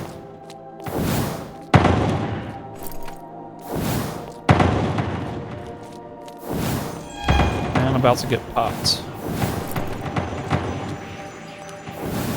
Damn. Good chunk of my health.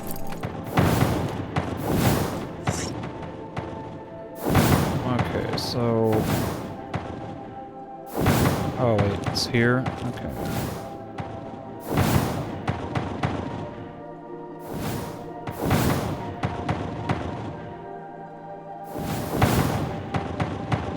I can't get this angle right. There we go. Yeah, it sure does, buddy. Oh god, let me not stand right in front of that.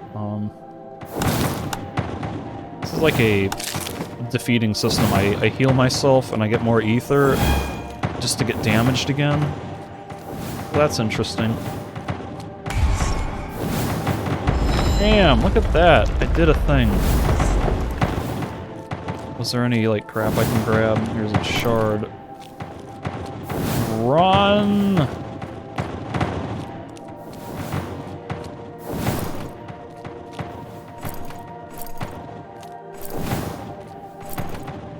Ether explosion. That sounds like a skill. Man, I'm about to die.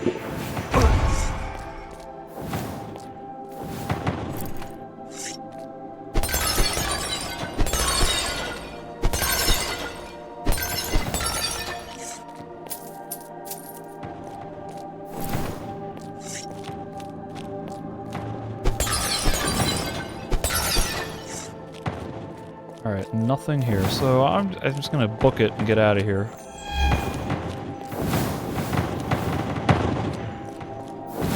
Oh god, right into it. Ah! Take me away!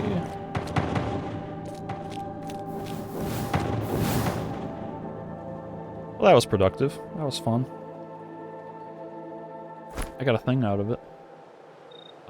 Ether explosion. Creates an ether explosion dealing damage. Oh, it auto-equipped. Look at that. So that one needs 50. It needs twice as much as the heavy strike. But that does sound exciting. Maybe it'll do a lot of damage and be worth it.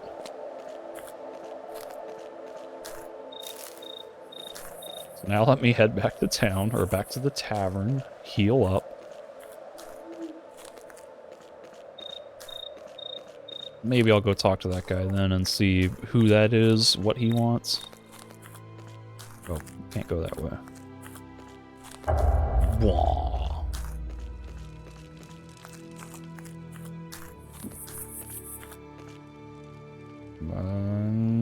I don't know. Still don't know how to spend my skill points, because I have not had an opportunity to talk to skill trainers or to find equipment that would require higher stats, so I'm not gonna spend it until I know how or why to spend it. Oh, look at this. Yeah, like fireflies.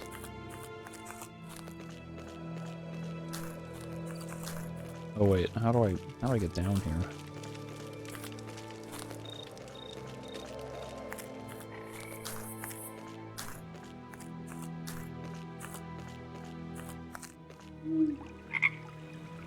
That's pretty.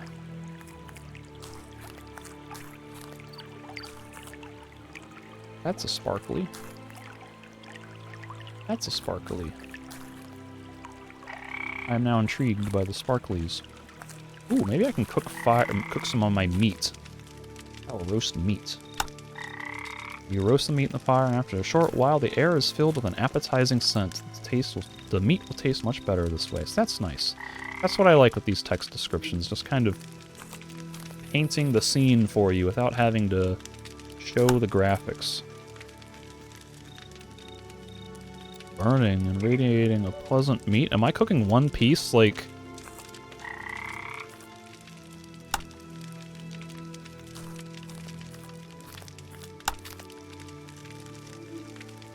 Okay, I'm just doing one piece at a time.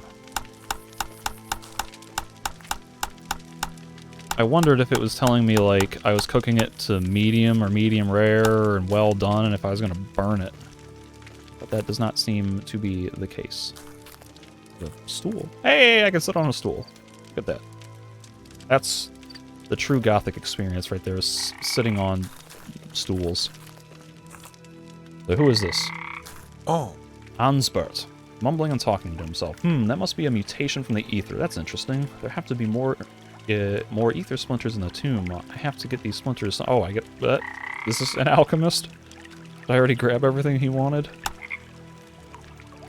Someone from the Order here. Are you here to get me? You look like you're from the Order. You don't have a clue. That's good. My name is Ansbert, and I'm just taking some time right now to pursue my research on ether. This guy he's happy that I'm ignorant of the situation, and that's moderately concerning. My favorite topic, ether. Ether is basically our elixir of life. It can be found everywhere, for example in plants, ores, and even in us. Looks and even our personality is defined through ether. Believe it or not, we consume it daily, for example, through food or when we are exposed to strong ether sources. Through ether, we become more powerful, but if we consume too much, it can harm us. If we consume too much ether over a short period of time, it can destroy our bodies. That's also my problem, scratches his beard. Problem have anything to do with the tomb? The tomb, yes, exactly. West of here is an old ruin. I found out that below the ruin is an old tomb of a past civilization. But when I came close enough, I felt that the place is filled with ether. It is impossible to stay there long because a body can't process so much ether in a short time. What are you looking for in the ruins? I'm looking for ether splinters. I found a few outside the tomb, but that is not enough. I need way more for my research. Looks at you. But I found a way to possibly stay there. Oh. I should have talked to this guy before I did that. Okay. I can prepare a potion that can isolate the ether in your body for a short while. Hence, one can be exposed to ether for longer, because it's possible to lower the ether balance in a controlled manner. He needs expensive materials. Valuable? No, I just need a few easy-to-get materials. Problem is that I am not a fighter. But you look like one. I need approximately 5 nightlight and 3 spider secretion. Oh, and 4 red chalice, too. That way the potion won't taste so bitter. Nightlight can only be found at night. They glow in the dark, and the fireflies feed on the spores. Just follow the fireflies. Okay. That explains that. Extracting spider secretion is not that easy. That takes a certain kind of finesse, and the timing has to be perfect. Show me how to extract the secretion from spiders. Cost 5 learning points. I have 10, 20.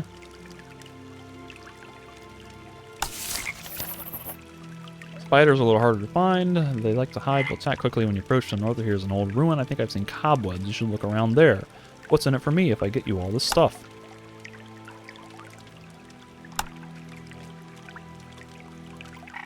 Okay. I didn't ask him to teach me how to get the thing. I didn't choose the learn.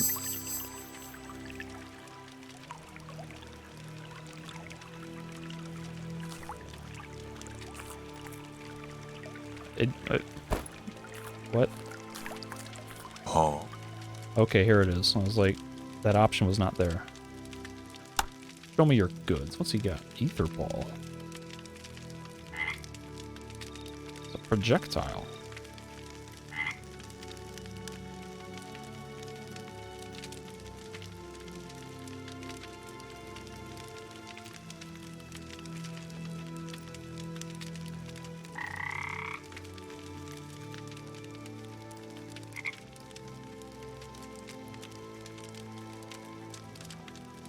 Yeah, okay. This may be completely pointless. He may be giving me a potion for a thing that I don't need anymore, but I'm just gonna play along, and maybe I can, like, at least sell the secretion, excess secretion.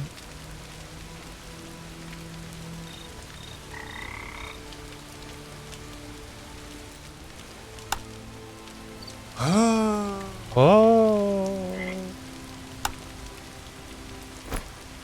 Now I have gutting animals, which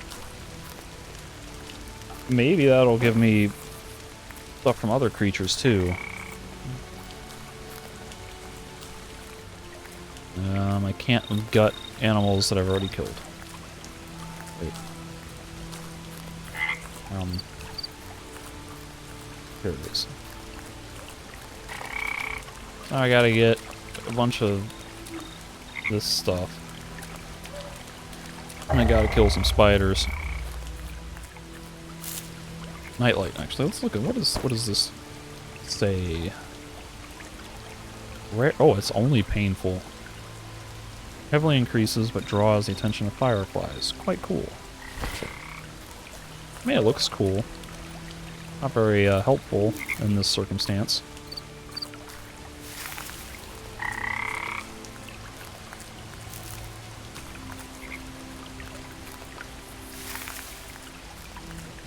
That's the 5 he needed, but I guess I can grab a few more.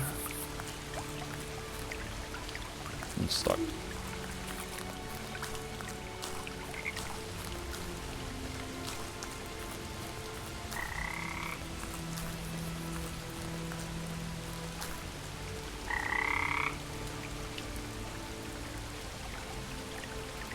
So these spiders are supposed to be up here somewhere.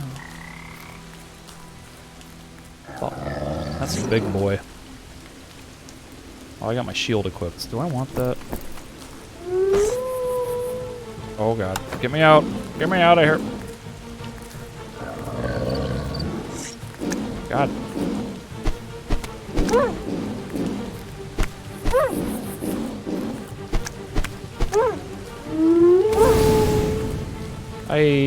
I mean, it stunned him, and it did damage, so I guess that's good.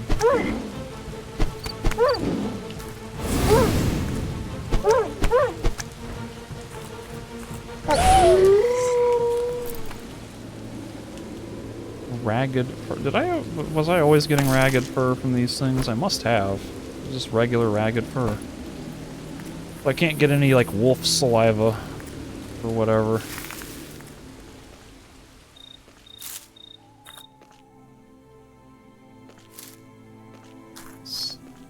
Blood fly looking things.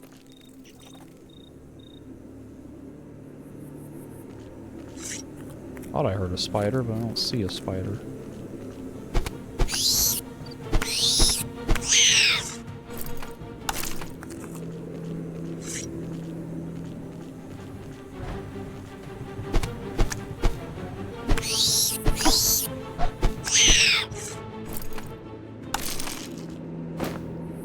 Go ahead and put some meat on my hot bar.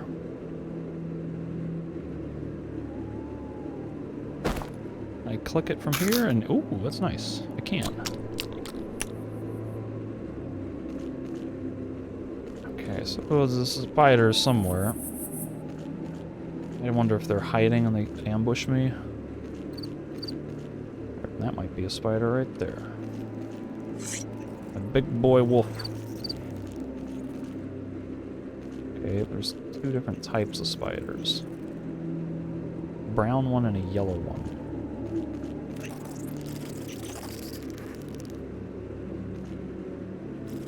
I want to try to lure this lure them one at a time. Oh god, what is happening? That thing's aggroing. I don't want to fight you.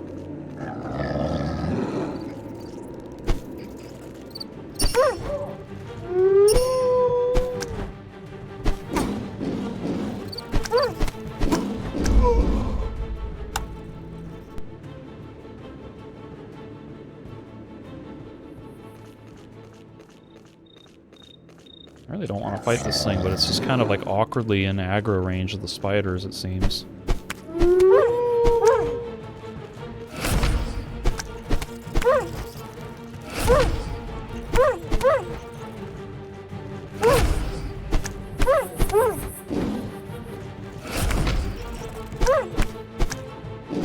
Oh god, go back.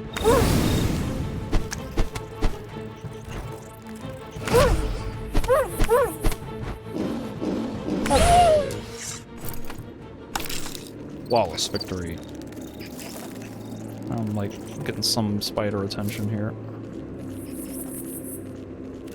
These ones look like they might not be as dangerous as the yellow ones. I have no idea how to gauge relative strength values. Whoa, whoa, there's a yellow one. Let me just go ahead and quick save. Okay, that's not good. Yo, I wasn't standing on it. Didn't think I was anywhere near close to standing on it. And I'm slowed. Back here. Stop moving.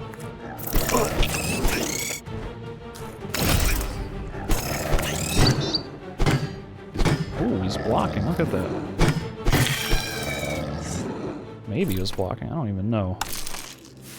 It was getting like a thunk sound. Because if it curled up into a ball and I wasn't damaging it anymore. Oh, that's right. I don't even have to. I forgot I put my meat on the bar. Let's see now.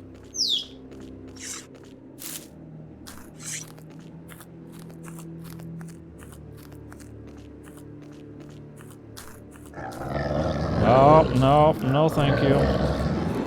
Just one, please. Just one.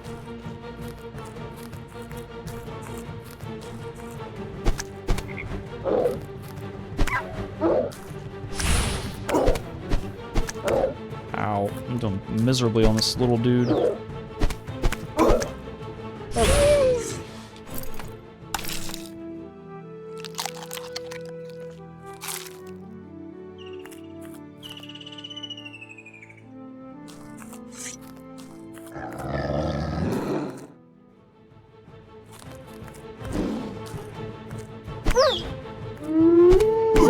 Ow.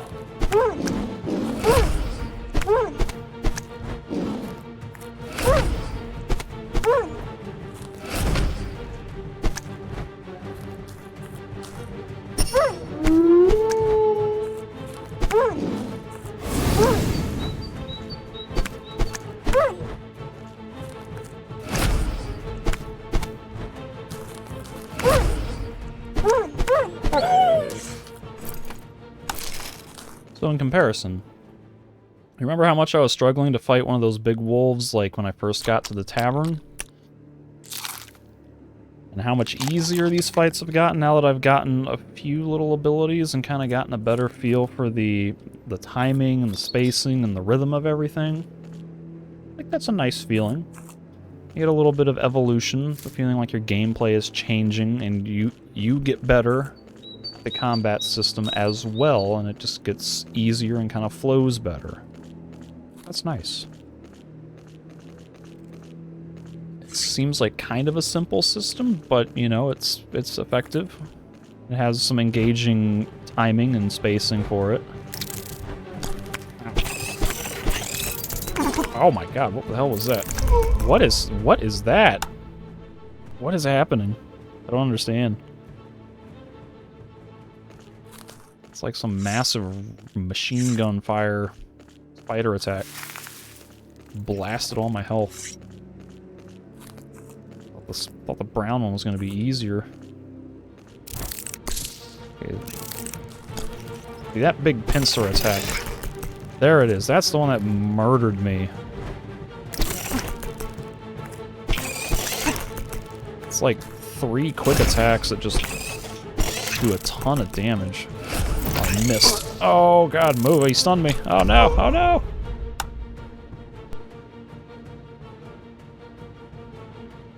Triple pincer attack. It's rough.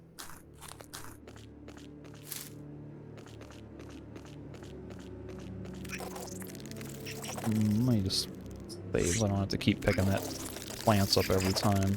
Can I just get the one, please? Just the one. Might even be 4 attacks.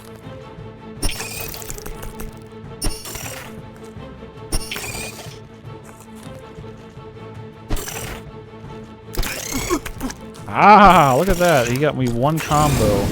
Knocked out 66% of my health bar. Oh, and I jumped right into that one. Ay, ay, ay, that was rough. I'm gonna call it good, though. Eat all my meat. Remember when I said I thought the brown ones are gonna be easier than the yellow ones? That might have been a mistake. The brown one is like hyper-aggressive warrior mode. The yellow ones are like toxic, poisony.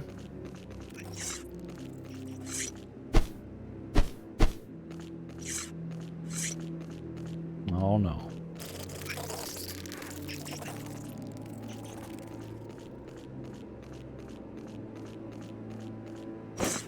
Hey, how many spider glands do I need? Okay, one more spider secretion. I can get one more. Really, I could get many more, but I don't want to be fighting this entire forest of spiders. Oh, you got me. Oh, I missed! That did no damage.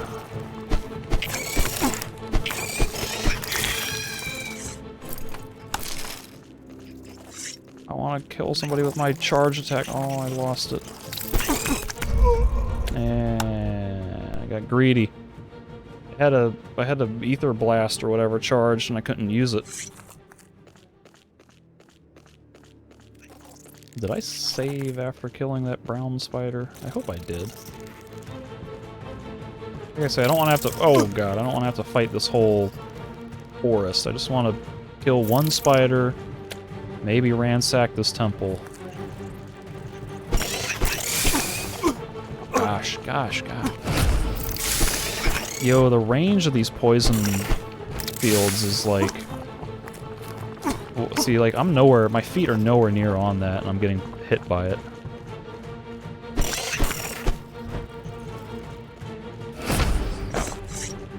The wrong button.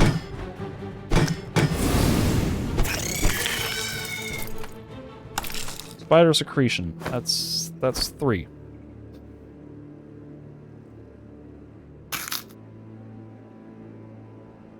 So I got all I need for the quest, but I want to just see if there's any... Whoop. If there's any... Oh no.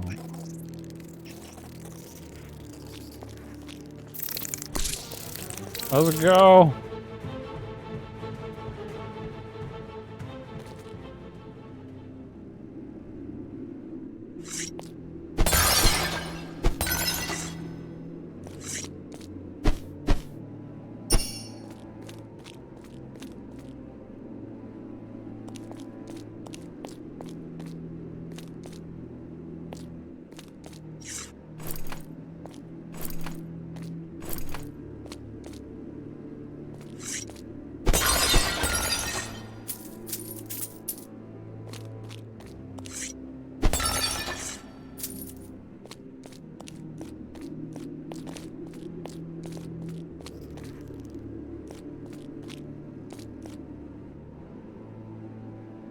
Guess I'm going further.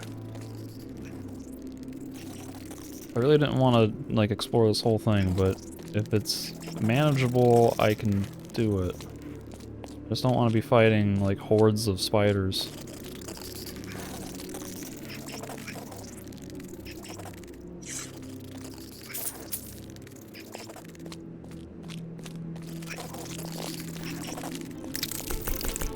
Run away! What? Oh, there's a scimitar. God, oh, unequip your sword. I don't Did I equip my sword, or did he auto-equip?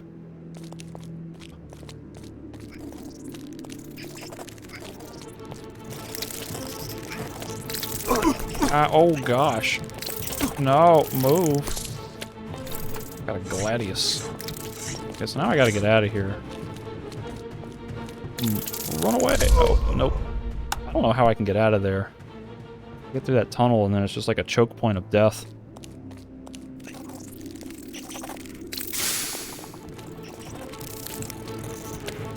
I'm stuck on the webs.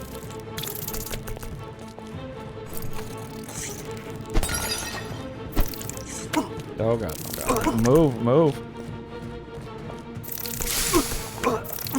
Yeah, they can just trap me in there.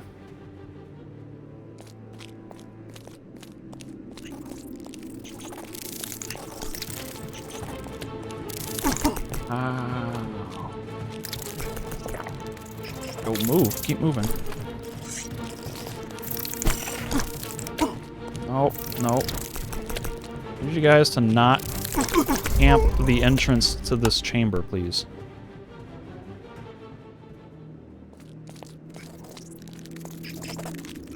I would very much like it if you would not camp in the entrance to the chamber.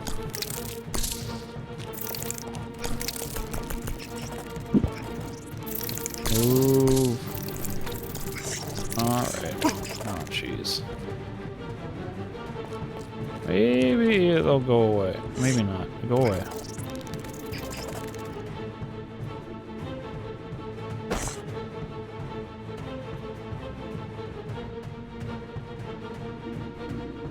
It's better. Definitely better than what I'm using. Maybe I'll do a save here since I have a little bit of opportunity to move. Saving is currently not possible. Alright. Yeah, just make this even harder for me. Run! Oh no, they were just... Oh god, those sons of bastards. They were literally just camping there waiting for me, and then they both blasted me with that quadruple pincer attack. God. Yeah, go away.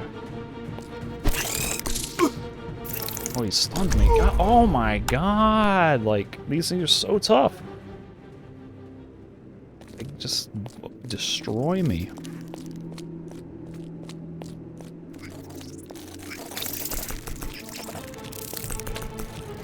I just want the sword, and then I want to leave.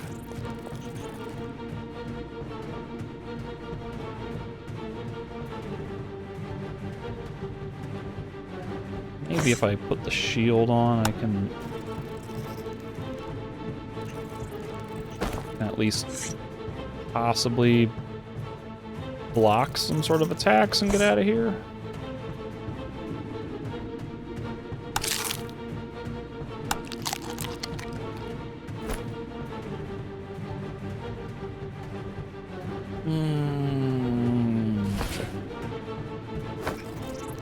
I can't see him, but you just know they're like...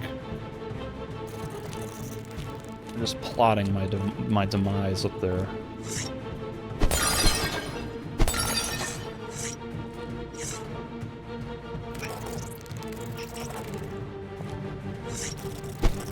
Nope. Nope. Oh god.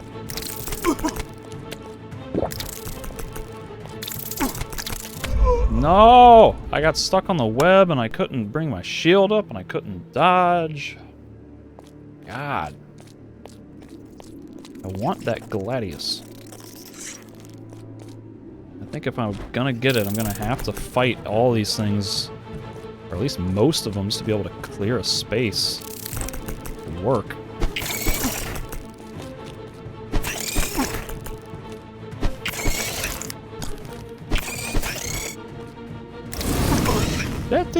That did not do at all what I wanted it to do. Ah.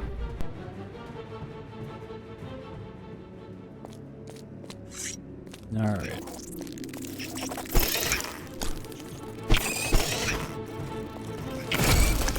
Yo, it didn't stun him at all. Bro.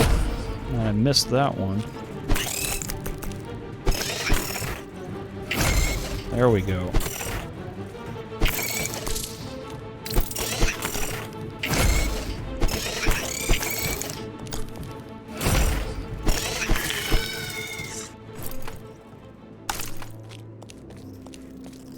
Ah, no. I'm gonna charge in there, but then I realized...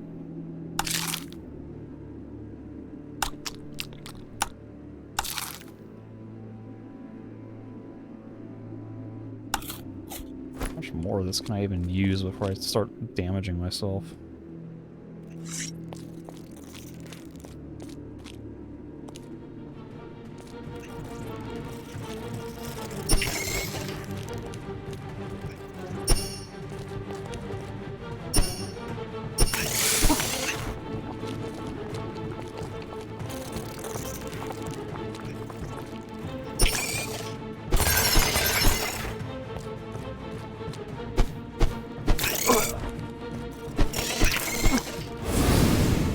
I don't think that hit it.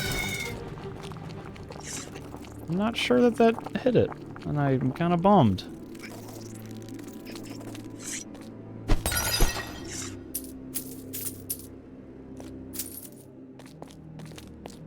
I think I took a whole lot of extra damage there at the end that I was not expecting to, because the ether blast, whatever that thing was called,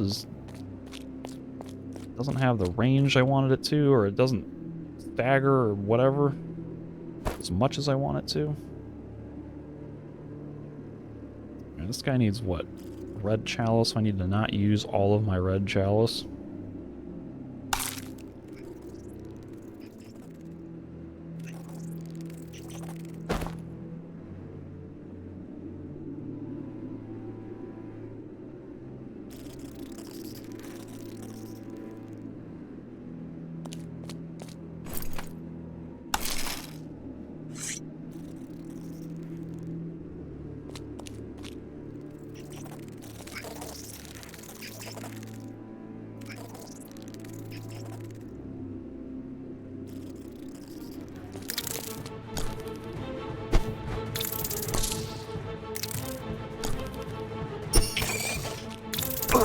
Oh my goodness.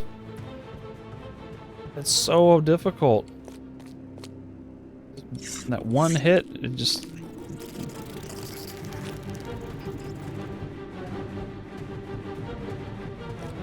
You basically cannot risk trading hits with these things, or they're just gonna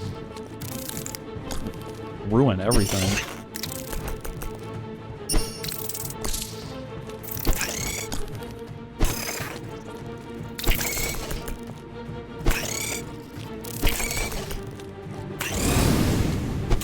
That did some good damage.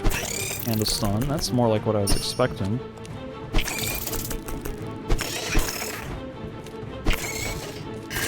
Hey! That was much easier.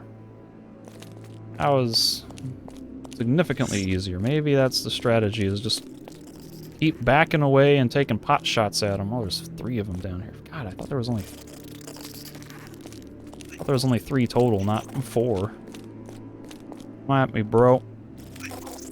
Come on, come on.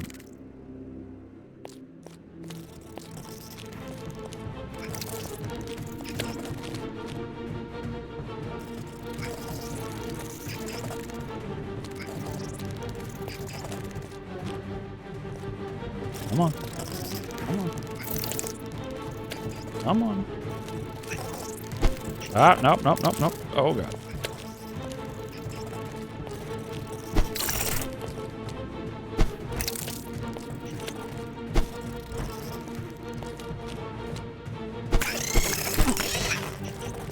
Where's my health?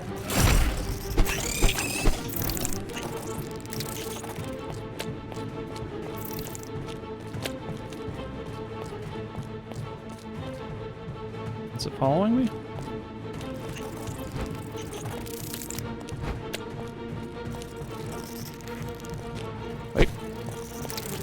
Ah!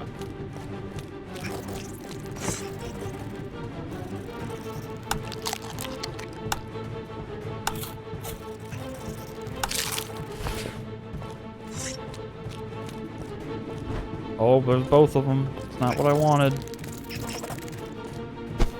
Which one's got weaker? Oh, God.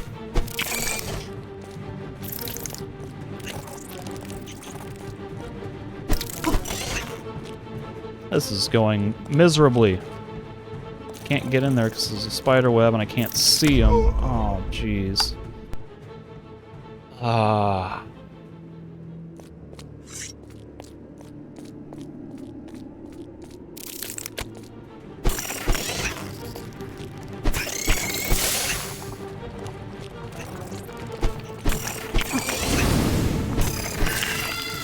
Got him. Run away. Run away. Heal up. Refresh. Try again.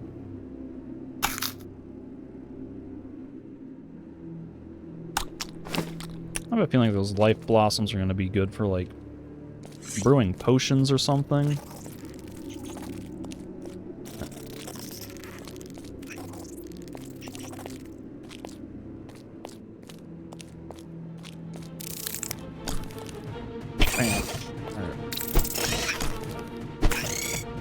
What are you doing, buddy?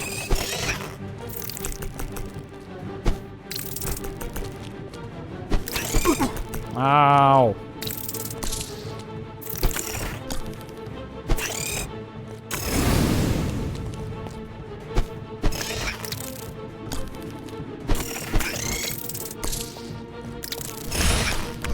They got me.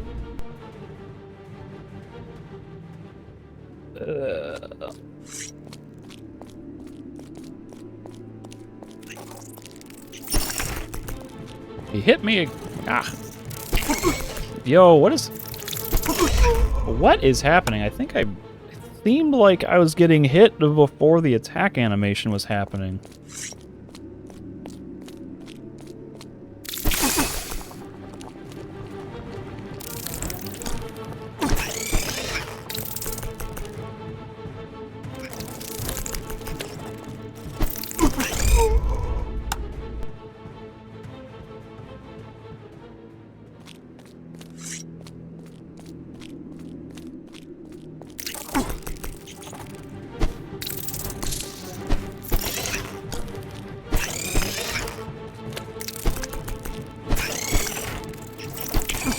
I think that's...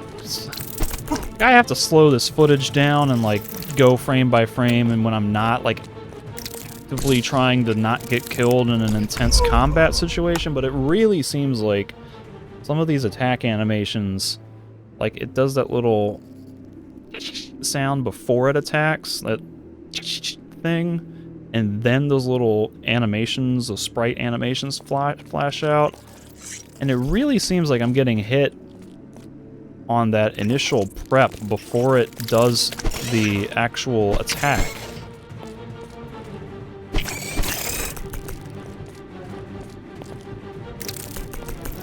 There you go. You like see it kind of like rattles. And I'm either getting hit on that first thing before the sprites happen, or it's just so fast that it seems like it.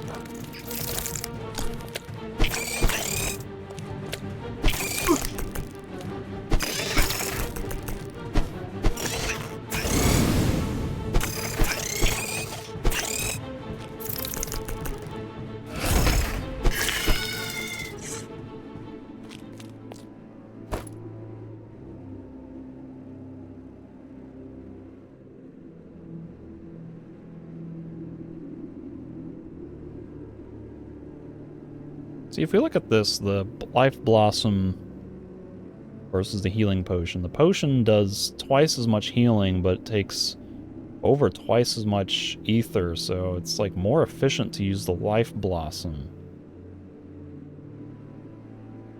It's kind of weird.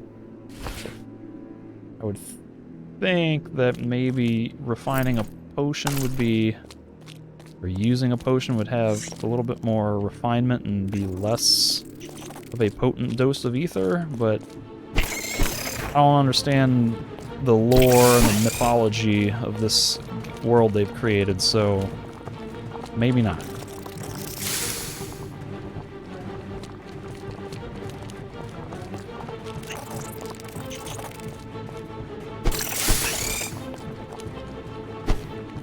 Oh, that pot moved. That was interesting. Alright, so finally, I can loot this place in peace. Here's what I was trying to do. I just wanted to run in and grab that Gladius. I had to fight these things because there was just no way to get out of here.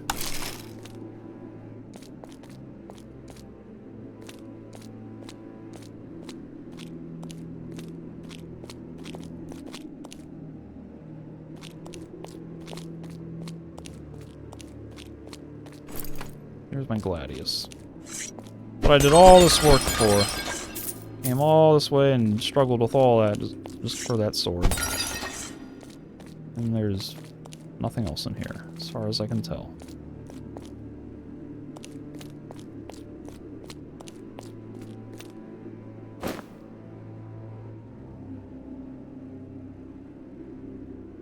I can't even use it. It needs 7 more level ups. 7 more skill points. I only have 5. I think the game is only giving me 5 skill points when I level up. It's not the same as Gothic and not what I was expecting. But that's fine.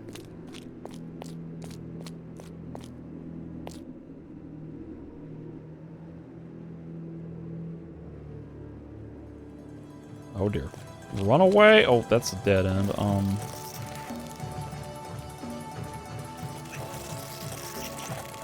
Run away!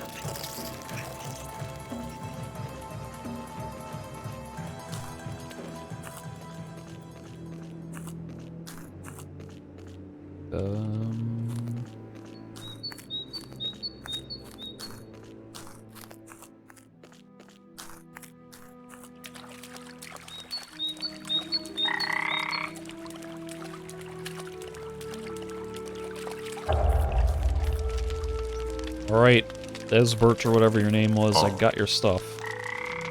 Oh, did you get the stuff? Yeah, I did. Here's some shards. How many do I get?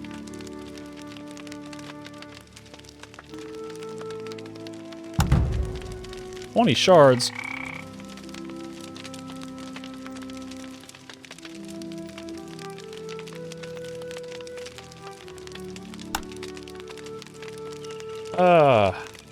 Only crazy people would go there. Right, yeah. Okay. The more shards you can get me. At least 8 ether shards. The more you find, the better. How many do I have? 15? Crystallized ether.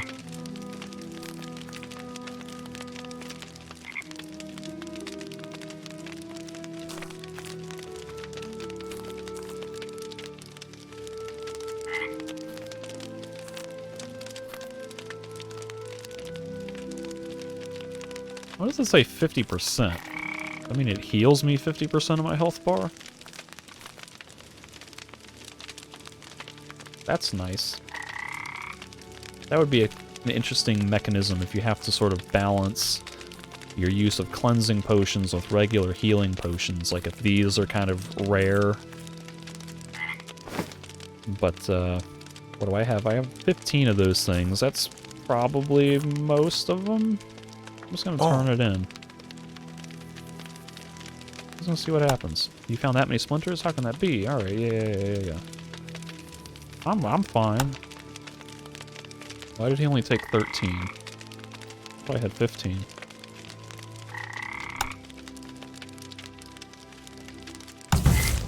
"60 shards.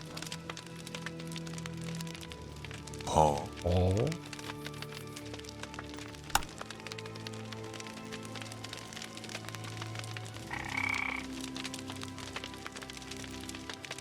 I kind of want that, but I'm also trying to save up money to get the room key or whatever, so... I don't know. 50 is still a lot at this stage of the game. These things can sell... I can get 72 there. I can get 36. I can get $100 right there. By selling that. That'll get me the key.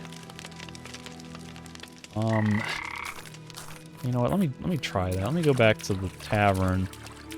Maybe if I sell these animal parts to Olaf, get enough money to buy the key for Albin's room.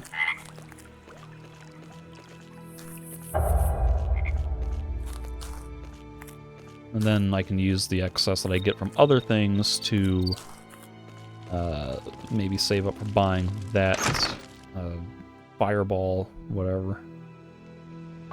Let's see. Actually, you know what? Let me do a hard save. What am I in slot? 1,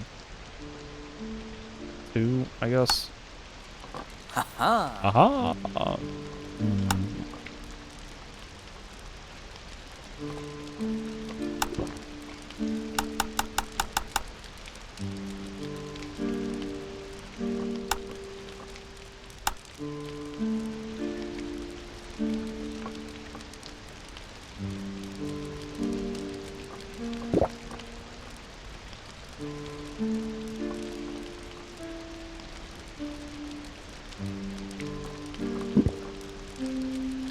I guess I could also sell the short sword. I'm not going to be using that. Not when I have a Gladius waiting for me on the next level up. These nightlights are valuable.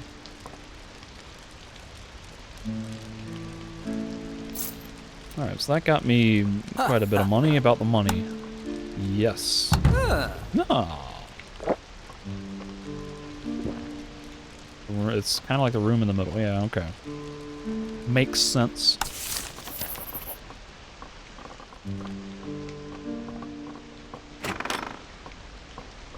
Oh. Got an order sword. Arrows? Order boots? Order armor. Do these have stat requirements?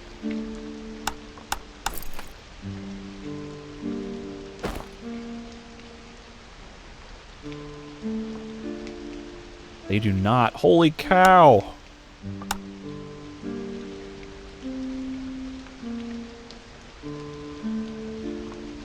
Look at how much more damage resistance I get. I feel like I just broke the game. What's the order sword require? Oh, that's even better than the Gladius. It only needs 6 more points instead of 7. I mean, it doesn't attack as fast or generate whatever, but it does a lot more damage. Screw it, I guess I'll do that. So here's his notes. First day of the Silver Fox. I've been here for a few days now, and I've been able to gather very little information. People here are very closed off to strangers, especially to the Order. Especially the people from the family are very suspicious of us. Since I've been here, I've been watching a hunter called Fowl, and I had a first serious conversation today, which sounded very promising. I told him about my problems, and he said he knew someone from the family who was open for the Order. Of course, only if the shards are right, I'll meet him again tomorrow. Second day of the Silver Fox. Today I met with Fowl. He organized a meeting between me and a family member. He won't give me a name, and I don't know the place yet. The meeting is supposed to be on the 3rd day of the Silver Fox. I'll meet with Fowl, and he will tell me where to meet the family member. I hope that through him I will learn more about the family, and especially about the ruins that are in this forest. So that doesn't tell me a whole lot. Oh, can I read like another page?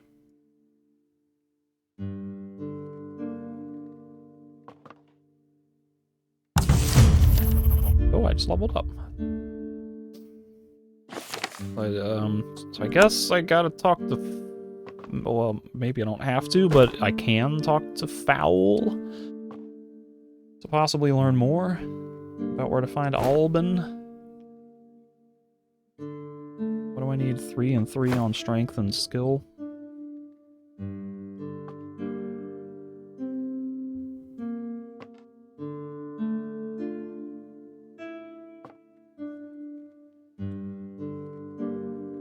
This is like A scaling with strength, or not strength, mind. I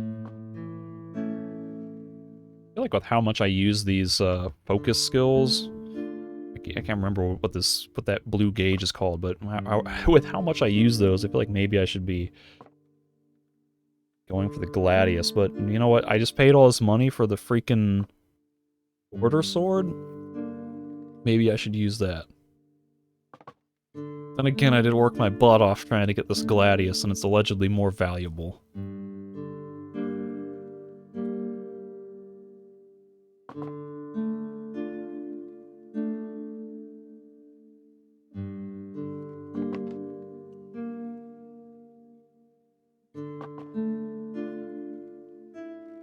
I'll just do the Order Sword, I guess.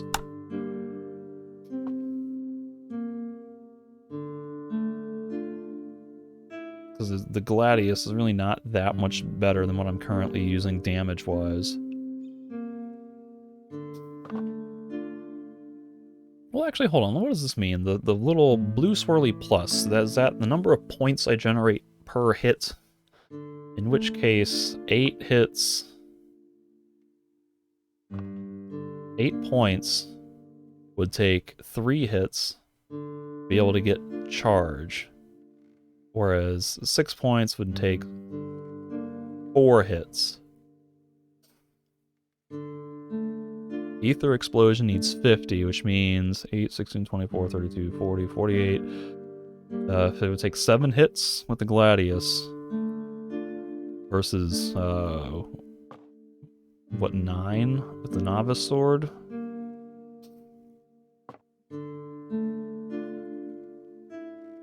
So it would let me use these special abilities like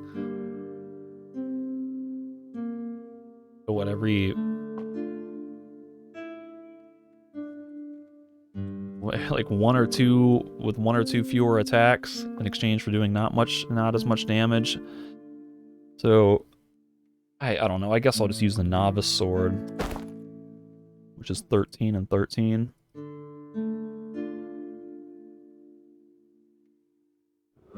And if I do decide to switch, I can put points towards the mind in the next level up. And then I can equip that later. So let's just do that.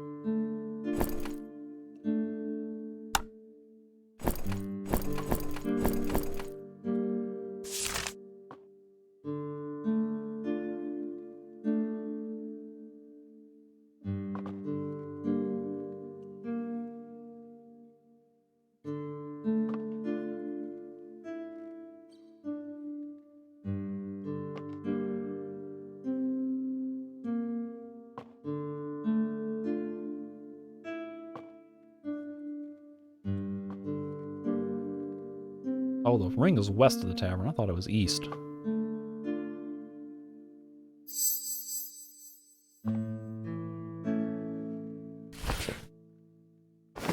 Alright, well, like I said, I think I might have just, like, broken the difficulty if this armor is going to be as powerful as it seems. Ha-ha! Aha!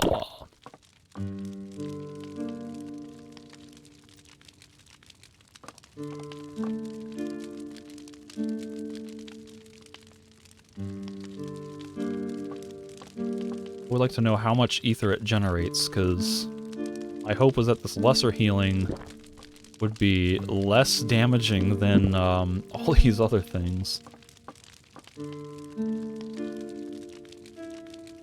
Okay.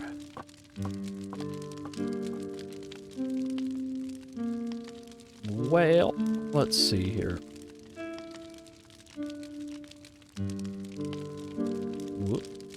I have apparently been recording for almost 3 hours now, and I feel like I've maybe done less than half of what this tutorial, not tutorial, but the preview teaser thing has to offer. I haven't had much to eat, so I think maybe I'm gonna take a break here, have some food, and refreshen up a little bit, run some errands and things, and then maybe come back later, keep playing the rest of it. Let me go ahead and do a save right here. What does that say? That says my playtime is 1 hour and 50 minutes, but I've been recording well longer than that. So that must not be counting the time I've spent dying and reloading. But yeah, I think I'm gonna just call it quits for here.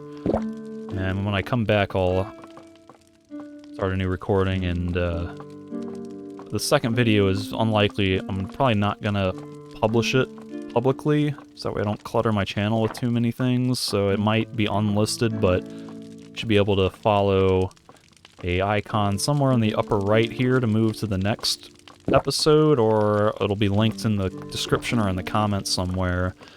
So just look for that second episode up here in the upper corner or somewhere in the description or comments if it's not public. Alright, so thanks for watching up to this point, and I'll guess you'll see me in the next episode.